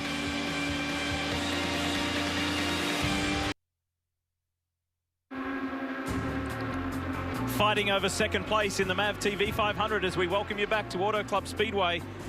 There was almost a very big moment between Target Chip Ganassi's Tony Kanaan and Andretti Autosport's Ryan Hunter-Reay. These two guys have been going at it for quite some time now. We're going to take you back just a moment ago for what was a very close situation. Ryan Hunter-Reay had been showing some frustration with Tony Kanaan, and then things got close and it almost went to a whole new level. Watch Hunter-Reay's car. Hunter-Reay running side by side, tight through 1 and 2, gets up with Kanaan, and big wiggle as he has to move up the track to save it, almost gets in to Kanaan. And then coming down the back straightaway, all of a sudden, you had Charlie Kimball come out. Look at Hunter-Reay dive to the inside. Here's a different angle of the same situation. And all of a sudden, Kimball's on the scene, and racing's getting more intense as we wind the laps down. You know, we're getting down to 50, 100 laps to go here, and the intensity's ramping up. And it's already a record-setting night.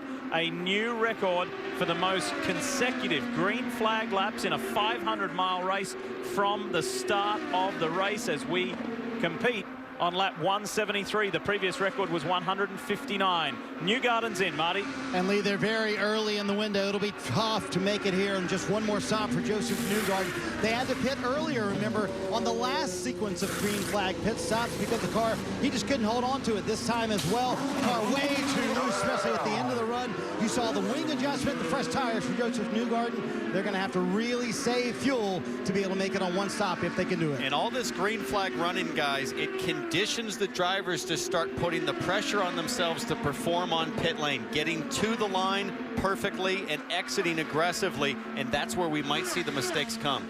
We want to congratulate 3 young drivers who are hoping that they turn out to be the next Tony Kanaan or Ryan Hunter-Reay as they feature in our Mazda profile tonight. We congratulate Gabby Chavez, Spencer Piggott, and Florian Latore for winning their respective championships. It's the Indy Lights presented by Cooper Tires, Pro Mazda presented by Cooper Tires, and the Cooper Tires US F2000 powered by Mazda. Well done to those 3 young men, 3 very talented young guys who have had a great 2014, and we wish you the best in your off season and next year. And if you're a young boy or girl sitting at home and you want to do this, race Indy cars, the ladder has never been more clear than it is now in IndyCar racing. They've done a great job with that road to Indy. Whoa, as we see Castroneves get on. Castroneves, dude, it looked like he was going to go for the pits, and then he decided not to. I don't know what was going on there. Whoa! Hunter-Reay's gone!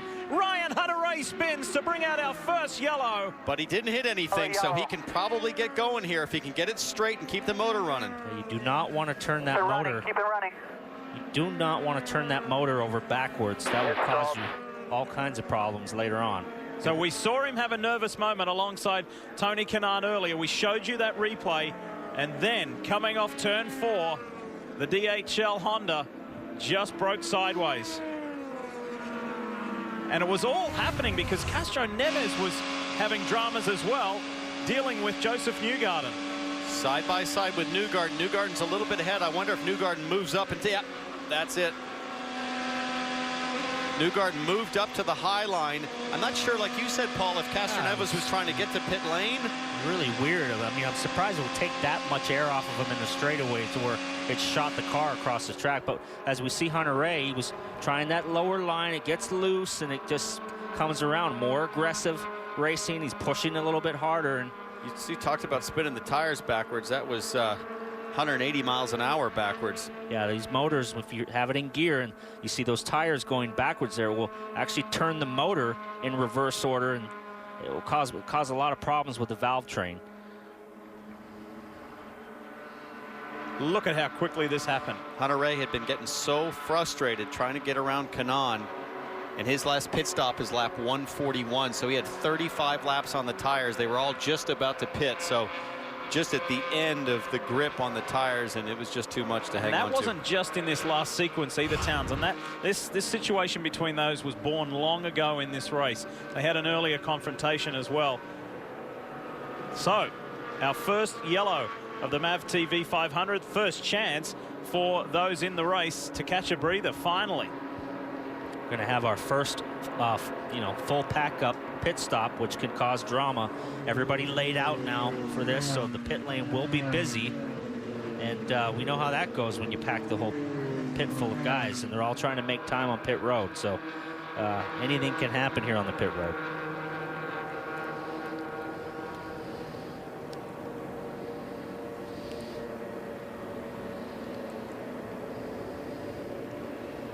So when this happens, when you've been running at such a cracking pace like this, and finally everything comes to a much slower pace and you do get a chance to get a breather, what is that sensation?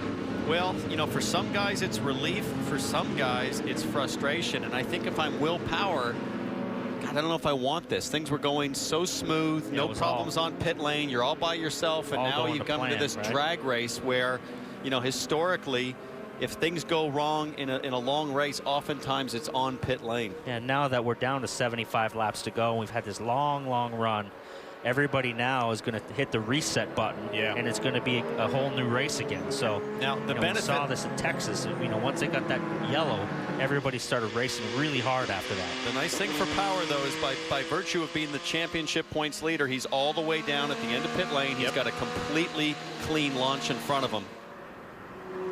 You saw Tim Cindric, president of Penske Racing, talking to Will Power on the radio, as they have been, but there hasn't been a whole lot of conversation. As we get to this round of stops, let's start with Kevin. Helio Castroneves was set to pit on that lap. Had he come in and then the yellow came out, that would have been major bad news. This works out okay. It's an easy in for Castroneves because Bourdais in front of him is not going to pit. We also see Tony Kanaan a couple of spots behind him, running right behind him in the race in second place. He's coming in. Castroneves. Kanaan is a huge stop. Let's go up front to Marty. Will Power, bottom left of your screen, wants no changes for the fourth consecutive stop. They'll see if they can win this race off pit road. He comes in fifth. Very tight race with his teammate Juan Pablo Montoya. I believe it was Tony Kanaan who won the race off pit road, Lee. And did you see that confusion with Montoya a little earlier? Montoya went for Takuma Sato's pit and then had to pull out and swerve and then go back into his respective box. One of the challenges when you're on a team where the sponsor livery changes. Yeah. Remember, Montoya's been the Hawk car at some races. Yep. He's the Verizon car. Sometimes those crew uniforms can change as well. We've seen it in other races. First time, too, on a busy pit lane. He's come into an empty pit lane every time and has had a clear view of his pit box. And now, you know, you lay everybody out there and he just missed the mark. He probably was running through that box to hit his box. There's Tim Cindric just talking to Will Power, championship leader. Will he be the championship winner? It's down to just 2. We started the day with 3. Simon Pagenaud has been bounced out of contention. It's down to Will Power, Helio Castroneves, to win this Verizon IndyCar Championship. How about the Ganassi guys? We've had 10 different winners this year. Is TK, Tony Kanaan, about to be the 11th?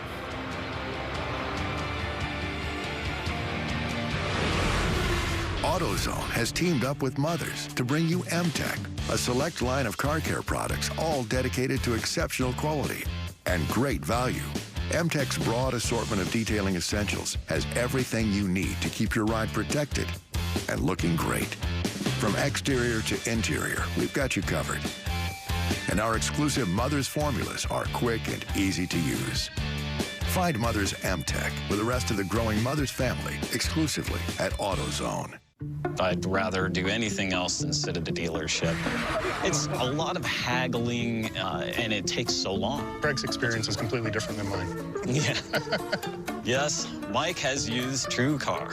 At TrueCar, we'll show you how much others paid for the car you want and how much you should. Because I used TrueCar, there was no haggling about the price. They treated me so well, and it was just such a quick, easy experience. Get your car and get back to the life you love. Welcome to the future of car buying. Hey, I'm Zendaya. If you're anything like me, you know how embarrassing pimples can be.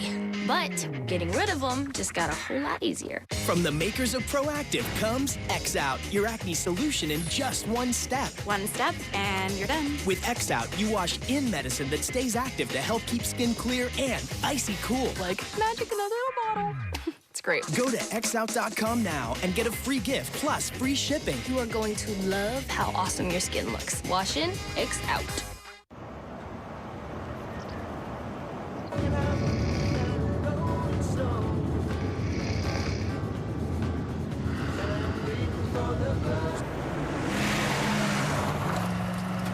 Firestone Transforce tires.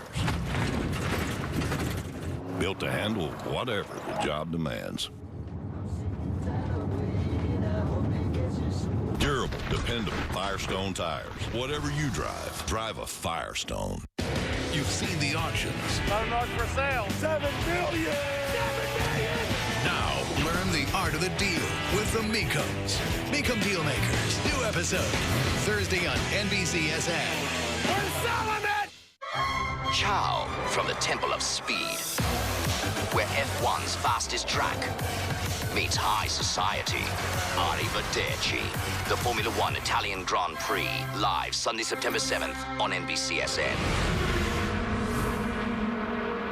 One and only full course yellow in this MAV TV 500 as we welcome you back to our live coverage here on NBCSN and for IndyCar Race Control to deploy the track sweepers and cleaners as well. Good opportunity while we're under yellow. Let's take you back though to that latest round of stops and show you what went down with Juan Pablo Montoya and how easy it is to get a little confused on pit lane when it's busy. As he came down the pit lane, you got cars all over the place. He's looking for his box and obviously found the wrong one. So it's real easy to do. I mean, it's first time tonight down a busy pit road, and little mistakes like that are easy to make.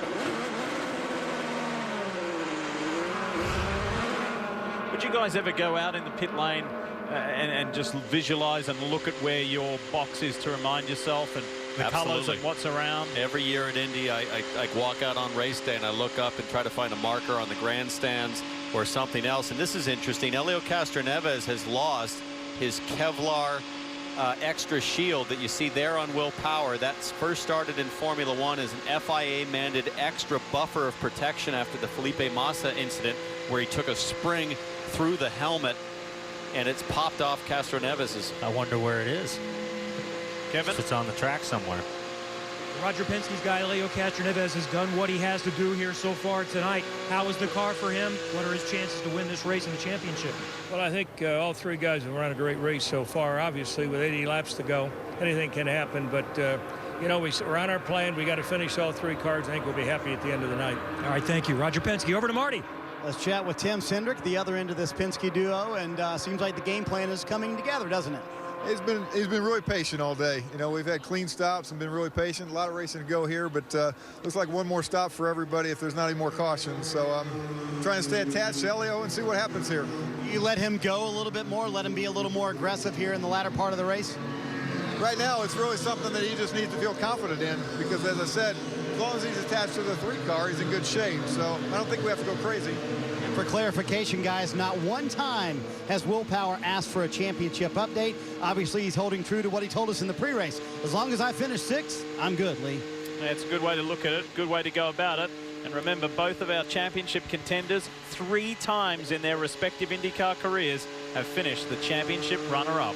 You know, we've seen what an oval win did for Power's confidence in terms of now stringing together, winning it like Milwaukee, you know, Texas, place like here, Fontana. If he wins a championship, guys, what could that mean for a run of championships out of Will Power? I mean, I could see him win 4 in a row if he pulls it together tonight. He's in the prime of his career. Obviously, he's early 30s.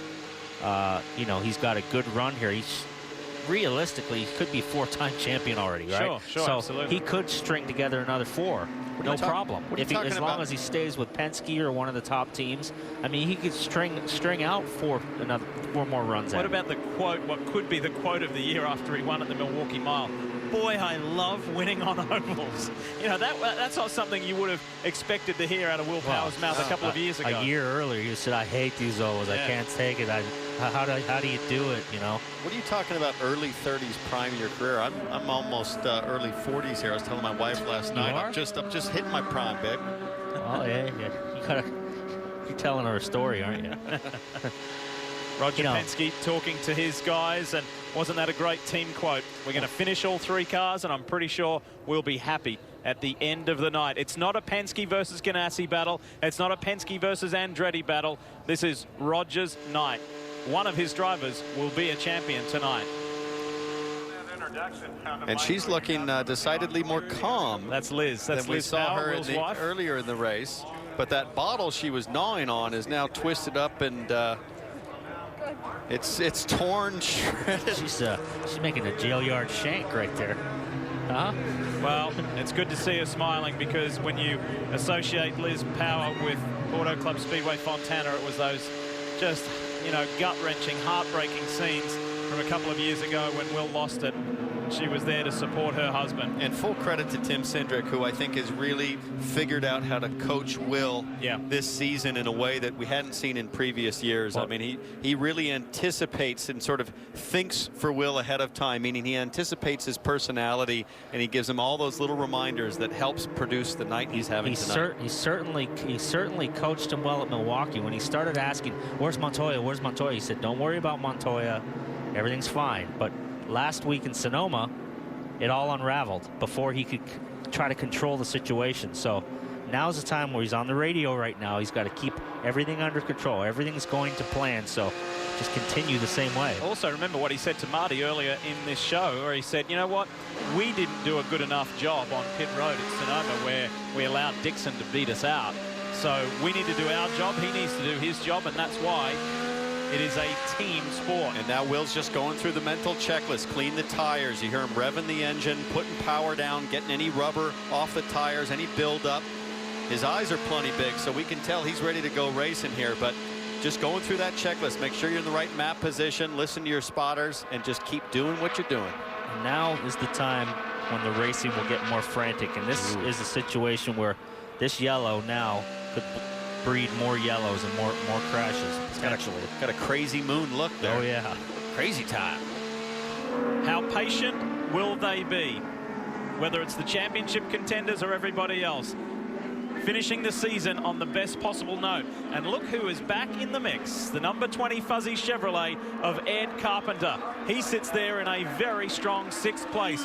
After our one and only yellow, it's time to go back to racing here at the MAV TV 500. And it's the Ganassi duo at the front of this field. And Ed Carpenter gets a great jump, pops out on Montoya. And look at the pack, 4-5 wide back there. Ryan Hunter-Reay on the high line. Exactly what I was talking about. All this turbulent air. These guys are running 4 and 5 wide. This is when a little mistake causes a big mistake. Power went low. Look for that number 12 Verizon Chevy. There it is. Down on the inside, he passes his teammate Helio Castroneves. Or does he? It could be Penske 3 wide. He's on new tires, but we've seen nobody venture that low. Look at the dust coming off the back of Power's car. Wow, they're right beside each other. Castroneves and Power, wheel to wheel. This is the battle for the championship. If they touch, it could be devastating for Castroneves for his run. Unbelievable. I can't even believe what I'm seeing right now, you know. Oh, look at this. He's slicing through traffic, trying to make a run now on Kanaan. Dixon on the high line, Kanaan on the low line. Power has come from 20th, right down low, and he's going to take the lead of this race. This is the kind of stuff that's gotten Will in trouble before, but he wants to win now. He has turned his ears back, and he's going. From the last row of the grid to the lead of the MAV TV 500. Power out in front. Just looking. Got to get back up on that high line and get off that dirty line and save those tires now.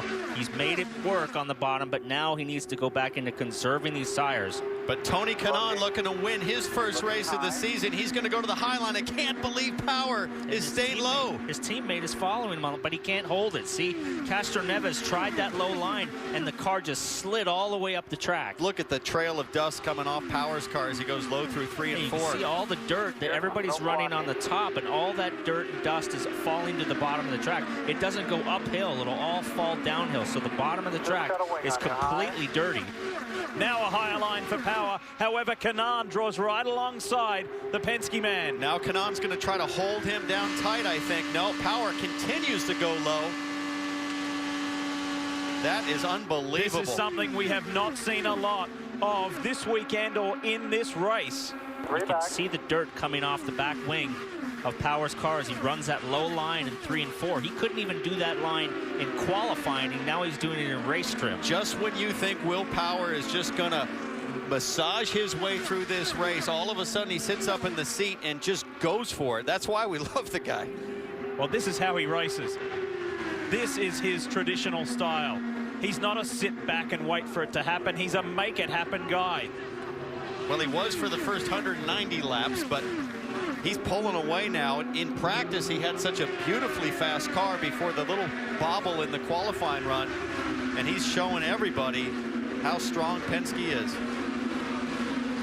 Look a little further back. Elio's got his hands full. The Ganassi boys are side by side. Carpenter's putting the pressure on Castroneves. And as these guys run side by side, two abreast, third, fourth, fifth, that's going to allow Will Power to pull away a little bit. As these guys run side by side, it's just going to give him some extra breathing room. Big wiggle, folks, from Castroneves down low. He almost lost control trying to take the Will Power line, and he knows he has to go. Right now, as they run, Power has an 86-point lead in the championship. How quickly things can turn. Massively. It's like I said, now the racing has really ramped up. You can see everybody from first all the way back to 8th place here is getting after it. Sebastian Bourdais is in the middle of this pack. However, Bourdais not on the lead lap. In fact, he's 2 laps down in the KVSH machine. There he is, third on track, but of course not on the lead lap.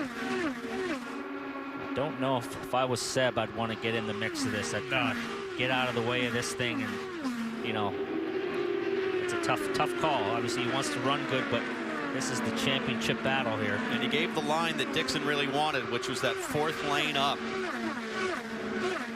You know, we spoke to Bo Barfield, the race director for the Verizon IndyCar Series yesterday, and said, what are you going to tell the drivers at the drivers' meeting about if you're involved with guys who are vying for this championship. And he said, you know what, they're at a level now, but I don't have to tell them anything. It's up to them. They're mature enough, they're experienced enough to use their own judgment. And he also said, I'm not going to officiate this race any differently than I have all season. I'm not going to treat a driver that's in a championship run any differently. Yeah. And I really respect Bo for that. It's the right approach. You've got to keep a level playing field. Just updating you, Sebastian Bourdais, you saw him dive for the pit lane. He just got handed a 30-second stop and hold penalty for allegedly passing under yellow. Andretti Autosport teammates, James Hinchcliffe on the low line. There's Carlos Munoz on the high line. Pedaling, running close together. You can't get any closer than these two guys. Are about 1.5 feet apart, less than a foot apart. And dangerously close to a side horn there, PT. I know. A little further back in the pack one, Pablo Montoya in 6th, long-time race leader. And look at this, on the high side is Tony Kanaan. He's bringing the challenge back to race leader, championship leader, Will Power. And Will Power just needs to pace himself here, let this go, don't press the issue. Yeah, he's not out of the woods yet. He doesn't need to race Kanaan.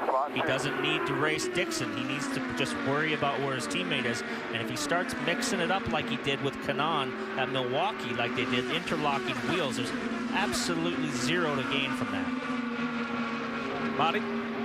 Lee, see how nervous Liz Power is on the left-hand side of your screen. She cannot even turn to face the racetrack, but we have to give her credit for being on pit road. Will Power's mom, Marge, is also here at the racetrack as Will's trying now to hang on to 2nd place. Scott Dixon challenging for that.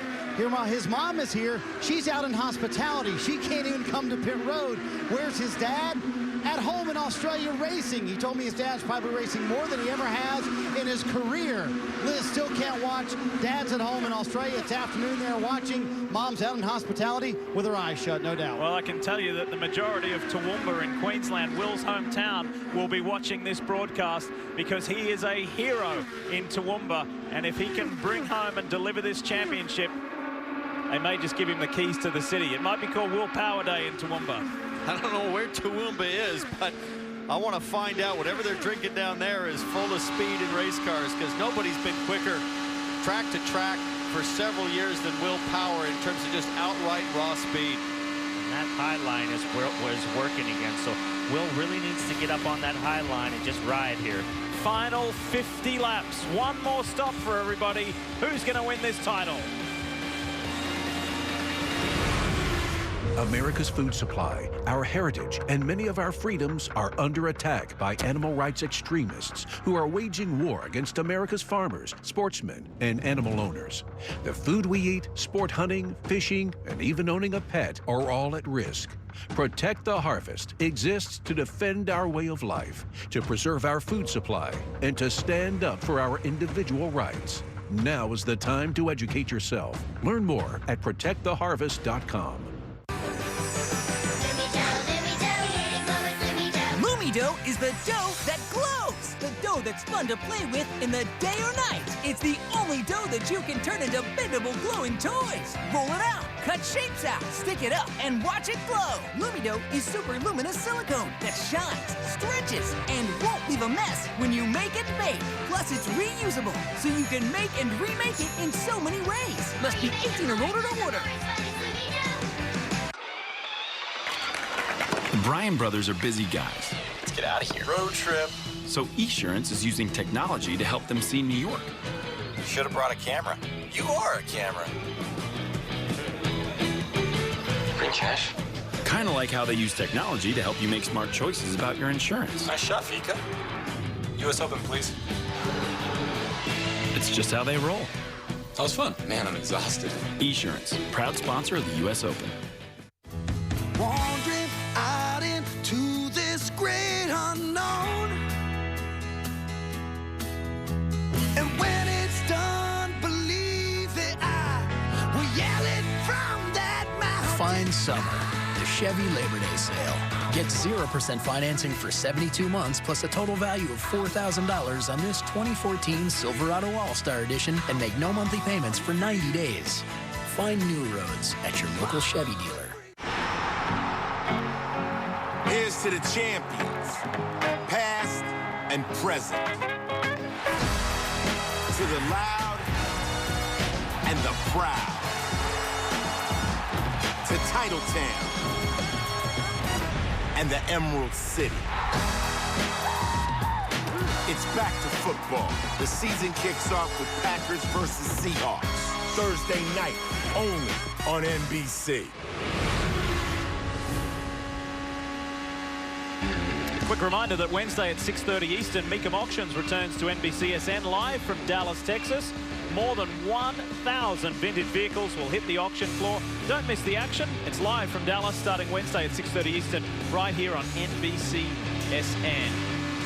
You saw the fuzzy Chevrolet of Ed Carpenter get by our championship leader, Will Power, who we drive with now. He is just one position ahead of his championship rival. While we were away, there was some interesting radio transmission from Team Penske's Tim Cindric to Will Power. Let's have a listen. Well, we might move up a lane. We're good gap on Dixon now. No one's able to get by unless they're on the high side. That's exactly what I said, Lee. He needs to get up a lane and rim ride this track and now just ride it out. He's ahead of his teammate. Doesn't need to race those guys in front of him. Now he just needs to conserve those tires and just play this thing out. The other thing that it does by moving up a lane is it starts to take air away from Castroneves, makes it more difficult for Castroneves to get close. 44 to go. And this is Family Matters. Will Power's wife, Will Power's mum, everybody here for a big night in California. Everybody looks nervous tension there. And fellas, Marge Power just came to pit road just now, and she looks more nervous than Liz Power, if that's possible. And she is watching the race. I don't think Liz has seen a lap yet. She's facing away from the racetrack, but Marge is here very nervous, as you can tell. Tensions rising. One more stop to go. Can Will Power win a championship, Lee? Well, so far, so good. He's doing everything right, and as they run on track, Canaan, Dixon, Carpenter, Power in fourth. Points are he has a 54-point advantage over his teammate Helio Castroneves, and Dixon would vault himself into third in the championship. What a second half to the year for the outgoing champion, Scott Dixon. Hey, Lee, I was just going to say, he looked like he moved up on that previous lap to try the fourth groove, but he came awfully close to the wall at the exit. I guess that's the line he's taking. Yeah, he's crossing the seams at the exit. Letting it dropped it back down, Townsend. He just maybe he just can't run that really high line. He's running basically in the middle of the track and driving a little bit more of a traditional line, like you would bring it in from the wall, bring it down into the middle of the track, and kind of apex the corner, whereas everybody else is just kind of rim riding against the wall. So Graham Rahal comes in. He's down in 19th position, some 3 laps off, and we do need to make a mention that there is no chance for Helio Castroneves to clinch those 2 extra bonus points for most laps led, because we're running out of laps. That honor will go to one Pablo Montoya, who has led 85 laps in this race. So we'd be looking for our leaders to pit here around lap 215, 217, something like that, for their last stop to get to the end, as we see Tony Kanaan right where he wants to be. Talked about not having a win this season, moving over to the championship team with Ganassi.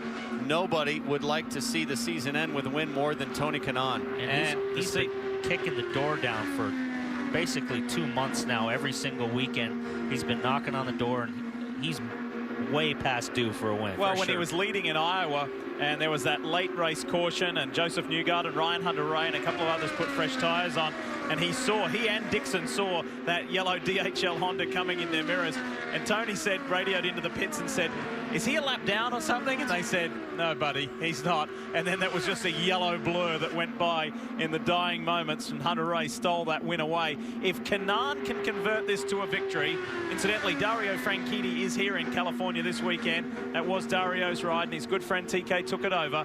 If he can win, it would be an all-time IndyCar record-equaling effort of 11 different winners in a single season. It's been a spectacular year of IndyCar racing, and we should keep in mind that Iowa late race strategies. We see the battle for Sato and Briscoe in a battle for 7th right now. We should keep in mind that late race possibility of taking tires. You never know with only 9 cars on the lead lap. It's entirely possible we can see what we saw at Iowa and Texas. Especially, Townsend, if there's a late yellow inside maybe 10, 15 laps to go. Exactly what happened at Iowa. You would have to take tires. Even if you were the leader, I think you would take tires. We'll have to find out if that comes to play. 37 to go here in Fontana, California, Auto Club Speedway. Boy, it's been a clean, fast night. Just one caution for a spinning Ryan Hunter-Reay. This is close between AJ Foytzman, Takuma Sato, and Graham Rahal in the National Guard entry. Did a little slide job on Graham there, pulled it right up in front of him. So as we see Hinch coming to the pit lane, who's got him?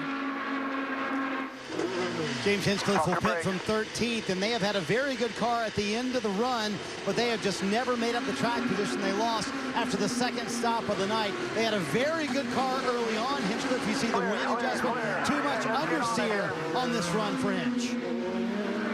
He's never really recovered since that drive-through penalty. So, you know, Carpenter recovered from it. He's back up front, but since that penalty, as we see Carlos come, he has not recovered from it. Kevin, you got Munoz coming in? Carlos Munoz has really soldiered through this race. At one point, he was a lap down, but he stayed out through that caution, got the lap back. Strong race for him. Still has an opportunity here to at least get a good finish to this season, Marty. Joseph Newgarden coming down pit road. This run was a struggle for Newgarden. He said especially at the end of the run, they just could not hold on to the car. They're going to make a wing adjustment. Also air pressure adjustments for Joseph Newgarden, who has run in the top 10 for much of the night, starting in the front row, but they have just not had the car here at the end of the race. Good outlap here, good outlap. If you didn't hear the news last weekend as Sebastian Bourdais comes in, it's been a tough night for the Frenchman as well.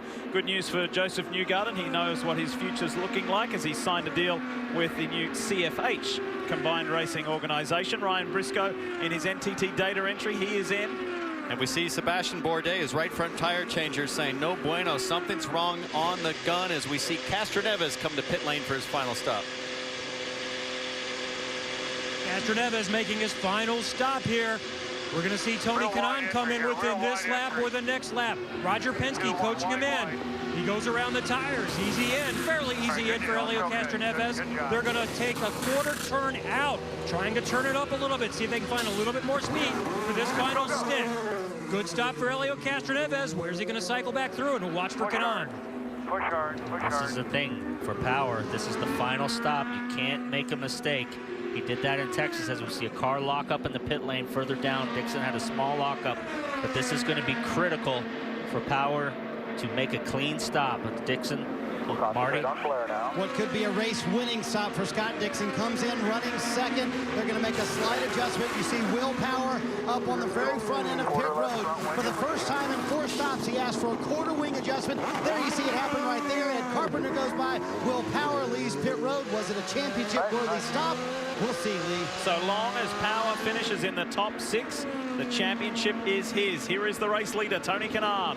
Consecutive start number 233. That means 13 straight seasons where he's done every single race. Desperately wanting that first win in the target number 10 car. His first since the Indy 500. Great stop for Kanaan. Let's see in relationship to Helio Castroneves where he comes out.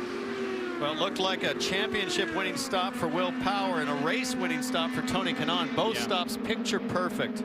Yeah, that Penske stop that was a really quick stop, but he's got another car in front of him. I don't know if that was Castroneves has somehow cycled in front of him on that stop. So, you know, Castroneves rallying back. The low line for Will Power as he clears Ryan Hunter-Reay, and his teammate and rival is ahead of him. That's okay, so long as Power remains in the top 6 to be champion.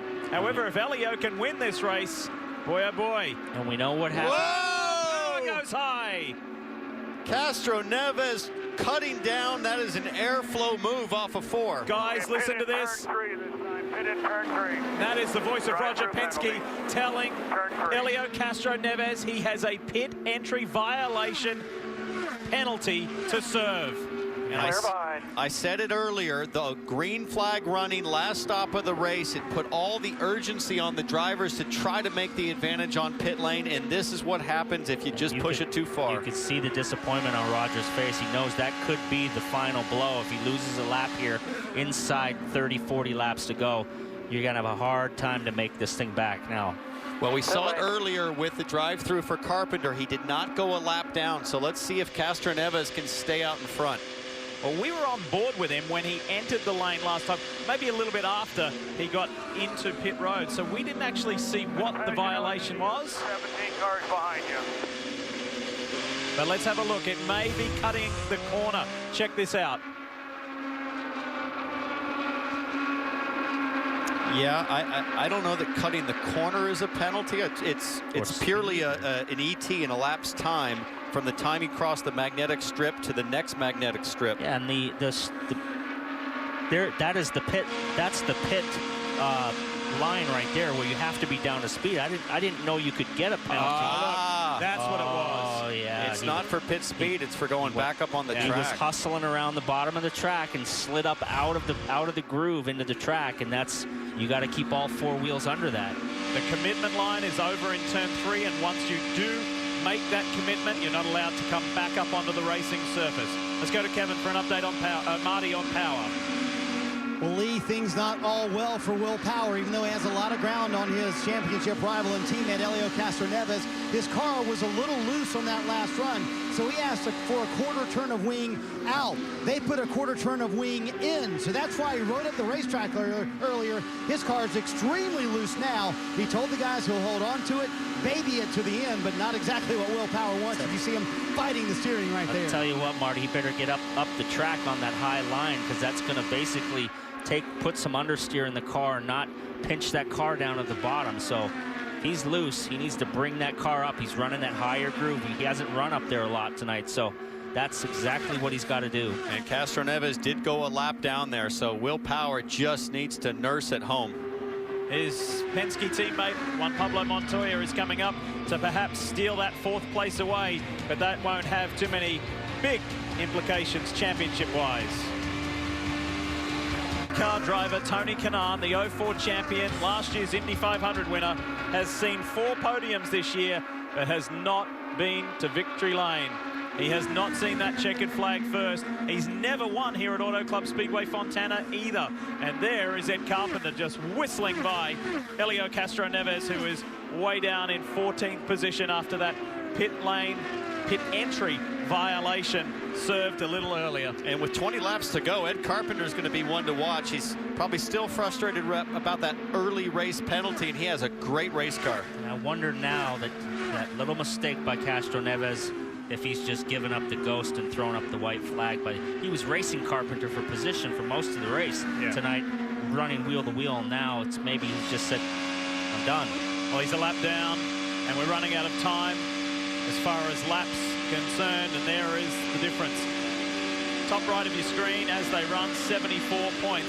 Scott Dixon, real good job, bud. Depending on how this shakes out, could actually steal 2nd away in the championship from Castroneves. So we've seen Pagenaud fall by the wayside with a really non-compliant race car tonight. Pagenaud's 7 laps down in 20th position. And at the start of the race, when we interviewed Dixon, he said, this is probably my worst season of my career. And he could potentially be 2nd in the championship if everything goes right for the next 30 He said laps. the same thing when he was like 6th in the championship, but I thought to myself, you know, what Scott Dixon considers a bad year, most of us would love to have in terms of his ability to win races late in the season.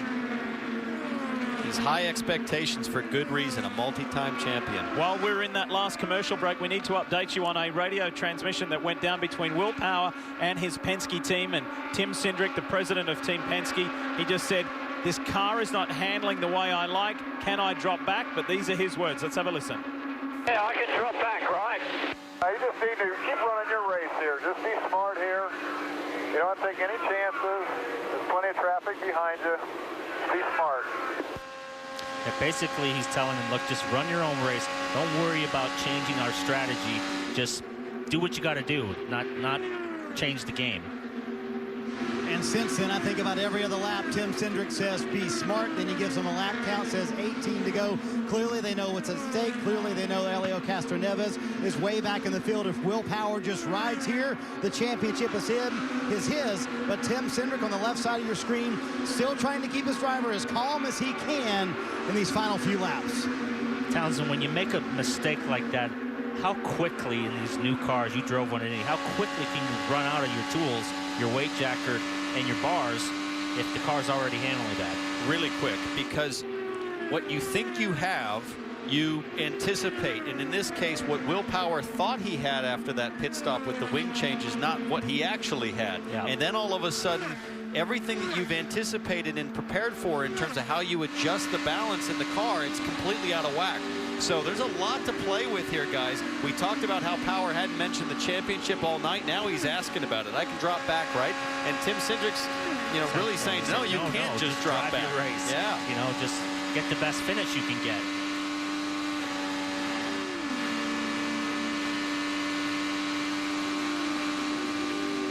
$16 laps remain in this 2014 Verizon IndyCar season, and Tony Kanaan looking good for the win.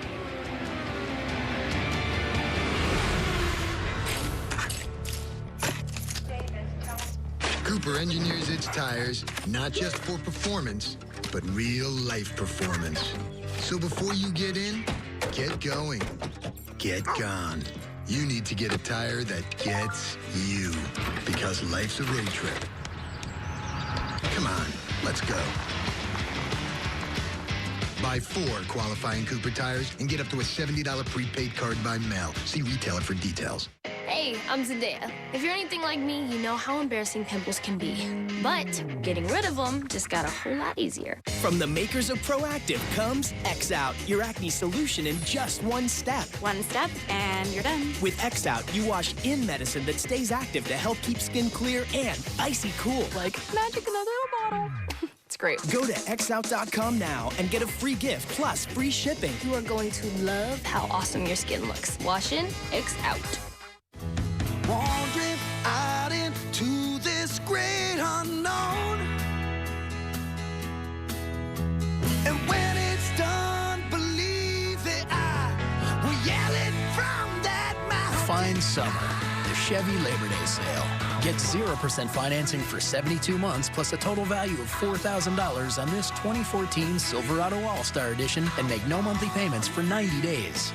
Find new roads at your local Chevy dealer. Each IndyCar track poses a unique set of challenges. That's why Verizon is installing a network of cameras, seamlessly connected by new LTE multicast technology. These high-quality views are live streamed to teams at angles not possible before, so they can adapt their strategies to meet new opportunities. Because when drivers can approach every turn with sharper insights, the thrill of the race never slows down. Verizon and IndyCar, driving technology. It's a race like no other, with obstacles meant to challenge you, to test you, to push you to your limits, and awaken your spirit. You will learn that this course was designed to be tough, but you were made tougher! Reebok Spartan Race. Get out and race. Visit Spartan.com to sign up today. And don't miss Spartan Race Pacific Northwest, Saturday, September 13th on NBCSN. Racing to the end, not only of an individual event, but to the end of the 2014 Verizon IndyCar season. And it's Tony Kanaan for Target Chip Ganassi Racing with a 3-second lead over his good friend and new teammate this year, Scott Dixon. How about the Verizon Chevrolet of Will Power? He has dropped to 8th. He's some 22 seconds behind TK, but it doesn't matter. He is still in a position, Marty, to win this championship in just 10 laps time. And Lee, as you mentioned, a lot of people in Toowoomba will be very happy that Will Power might win this championship, but no one will be happier than Brian McInerney, the young man from Carson City, California. Now, he has been Will Power's good luck charm at Sonoma for many years. He's been there, watched him win 3 times. Last week, Will took him for a pace car ride around the track at Sonoma, but for the first time ever, Will Power flew him here to Fontana. He brought the entire family. He's always paid for the expenses for Brian to come to the racetrack. racetrack. He gives him a big thumbs up, and he is thrilled to be here. Maybe Brian is the good luck charm that Will Power needed tonight to win this championship. A heartwarming story, great story. And yeah, wouldn't it be terrific if Brian is the difference? And he got a present from Liz. He got a water bottle there, so that'd be a nice little souvenir to hang on to. It's a pretty interesting story.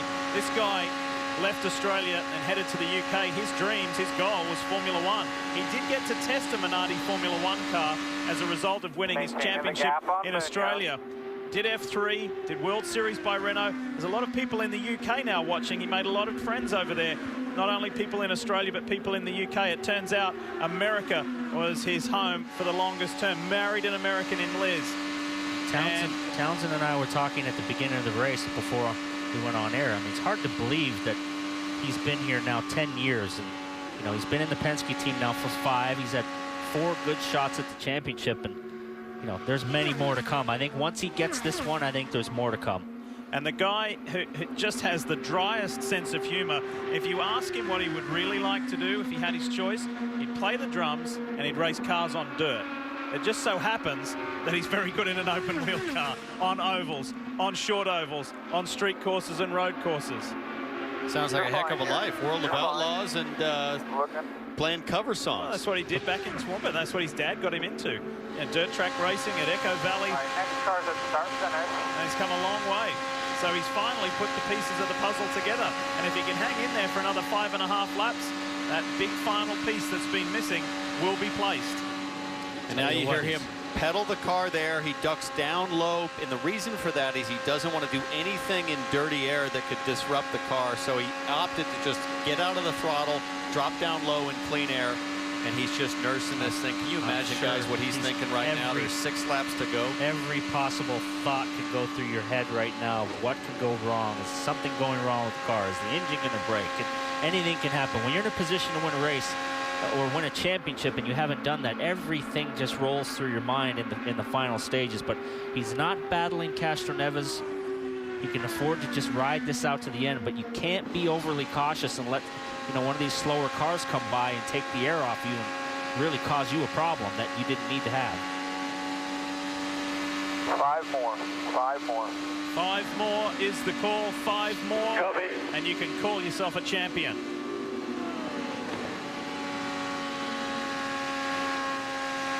And Kanaan will be winning his first race of the year. And what a surprise and a great finish to the season that'll be for him. I mean, I'm sure you'll see tears of joy out of Kanaan if he gets this win tonight. Oh, it's been such a source of frustration for TK to be so close. There are 3 lap cars between you and Dixon. Got a nice cushion. He's got 3 lapped cars between him and a 3-second gap.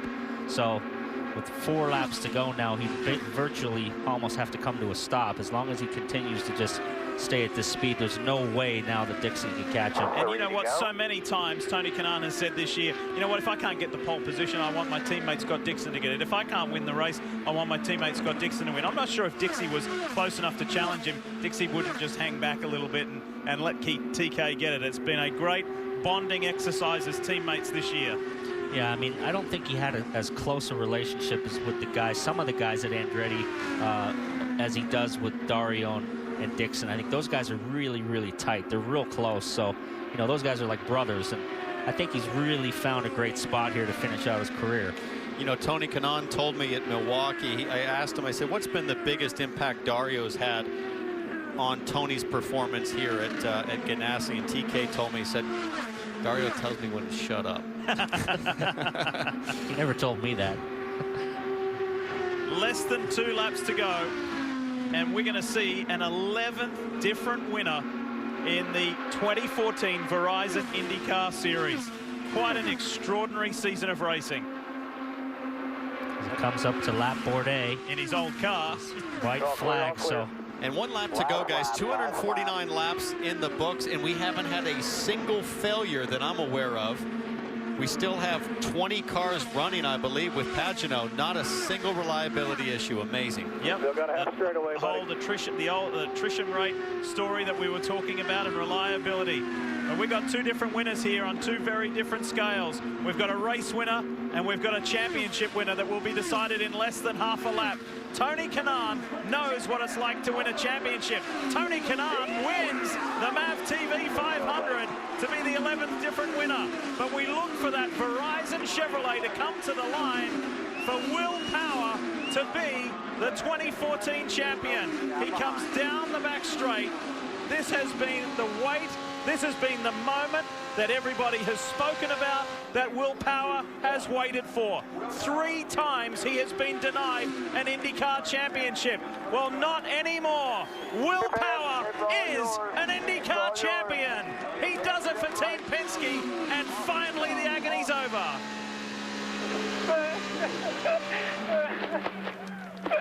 Thank you so much. And I wasn't sure if that was tears. Oh, that was tears, all right. 100%. Don Texter and all of the guys. Think about the agony that they've been Great through. job, Chevrolet. Great job. And finally, some championship celebration. Will Power is a talking point because of his brutal speed, but he's been the talking point because of those agonizing championships that have eluded him. Not anymore. Let's go to Team Penske. Well, you can imagine the celebration here, and Tim Cindric continues to shake hands. Tim, a guy that has been with Will through all the highs and lows of his career, and now you see him win his first IndyCar championship. Does this feel like a long time coming? Yeah, without a doubt. I mean, he obviously has deserved it for quite a while, and you know, to finish it today that way, and you know, to come out here and do it. And thanks to Verizon for staying behind us, and all the guys at Chevrolet just did an awesome job. And you know, it's a big team victory. We talked about it before the race, that it's really, you know, Team Penske. We came here together as a team, and we'll leave here together as a team. We heard you coaching him through those final laps of the race. What was your mental and emotional state there following that final pit stop? Hurry up and get it over with. And it is, and now Will Power is an IndyCar champion.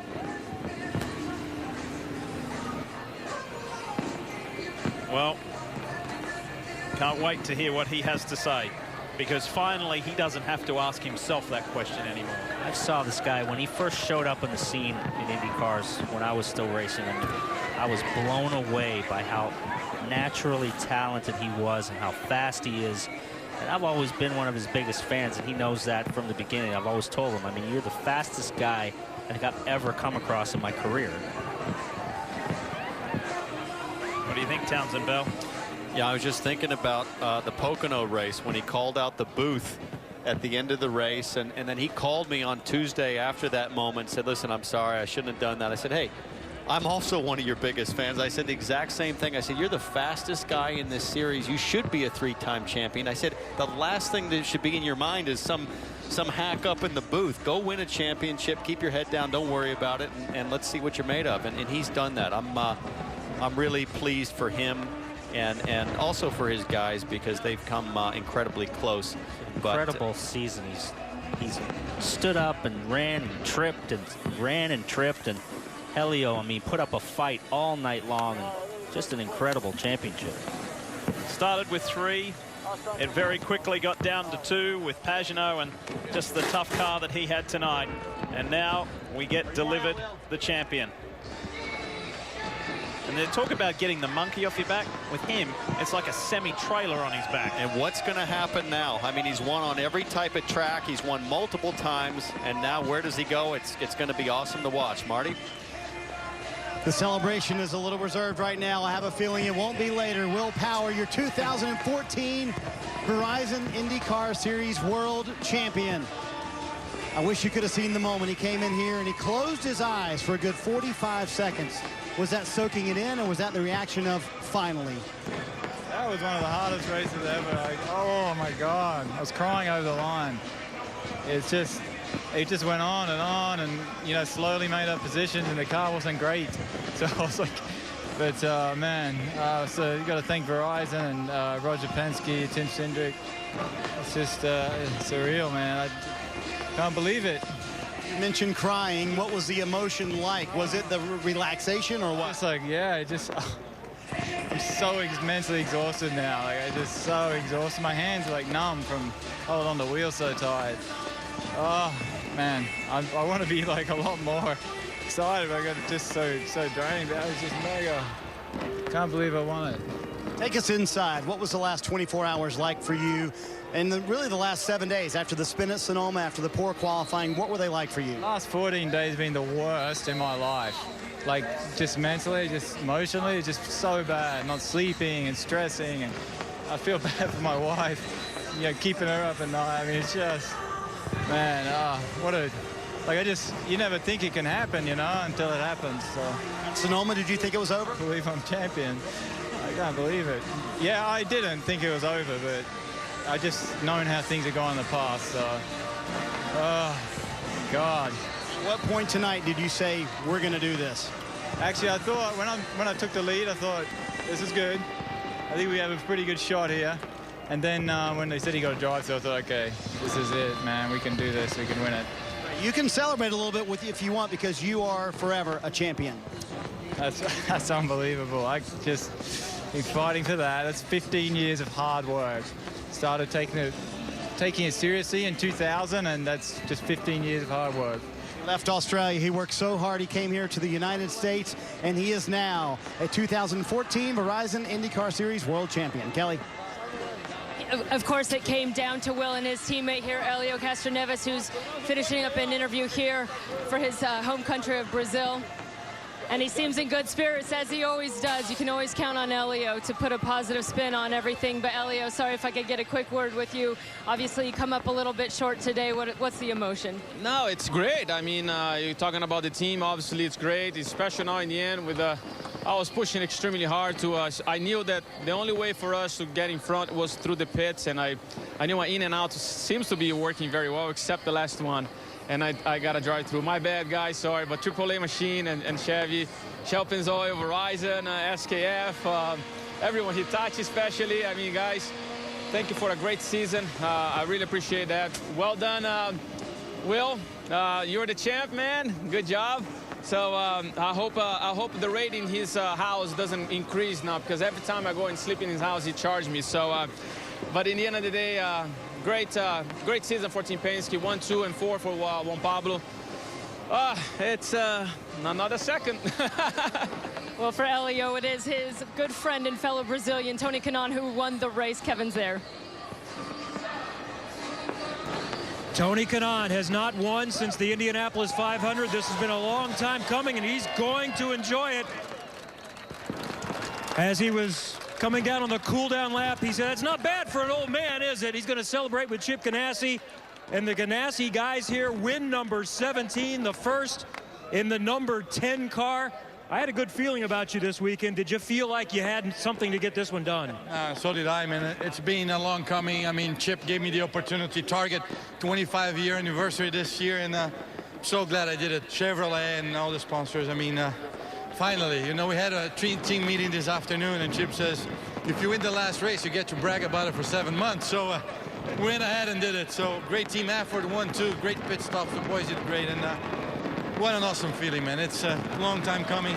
We had close calls this year, and I'm just glad. You know, we have a tradition in the shop that the winner gets a picture on the wall, and I finally got one now. What does this do for you moving into next season? I think this is 5 of the last 7 races you've finished on the podium. You could have won 3 times here in the last month and a half. Yeah, I think it shows our potential. We turned the situation around. The team got a grip with what we, you know, what we needed it to do, and a good momentum. Obviously, next year, it's a whole new ball game with the aero kits and stuff, but we have a great team here, a great group of guys. This is how a team works. You know, when we struggle and people think that we're nowhere, we go out there, we win 3 races this year and 6 podiums, and you know, just it's a great team effort. It's one team here. I know you wanted to uphold the number 10. Your friend Dan Weldon, then Dario Franchitti. You had a nice moment in the cockpit with Dario here in Victory Lane. Yeah, I mean, it was very emotional. Obviously, this 10 car has a lot of history, so I didn't want to go winless, you know, just because it's the tradition. So I told Dario that, you know, this win is, I dedicate that for him. Obviously, if it wasn't for Chip and this guy's and Dario, you know, having forced to retire, I wouldn't be driving this car right now. So really proud of it, and it's going to be a hell of a night, I can tell you that. And it's going to be a good winner, too. He's our most recent winner until we get to 2015. And Target Chip Ganassi finished the season with 3 wins in the final 4 races. Tony Kanaan wins here tonight at Fontana. And celebrates with his wife, and there's a lot of family affairs here as Lauren congratulates Tony. Think about Liz Power as well. So all of the family members here celebrating the respective drivers. But look at that. That's a moment that they've dreamt about, that they have talked about, that has finally come to fruition. Will Power is the champ.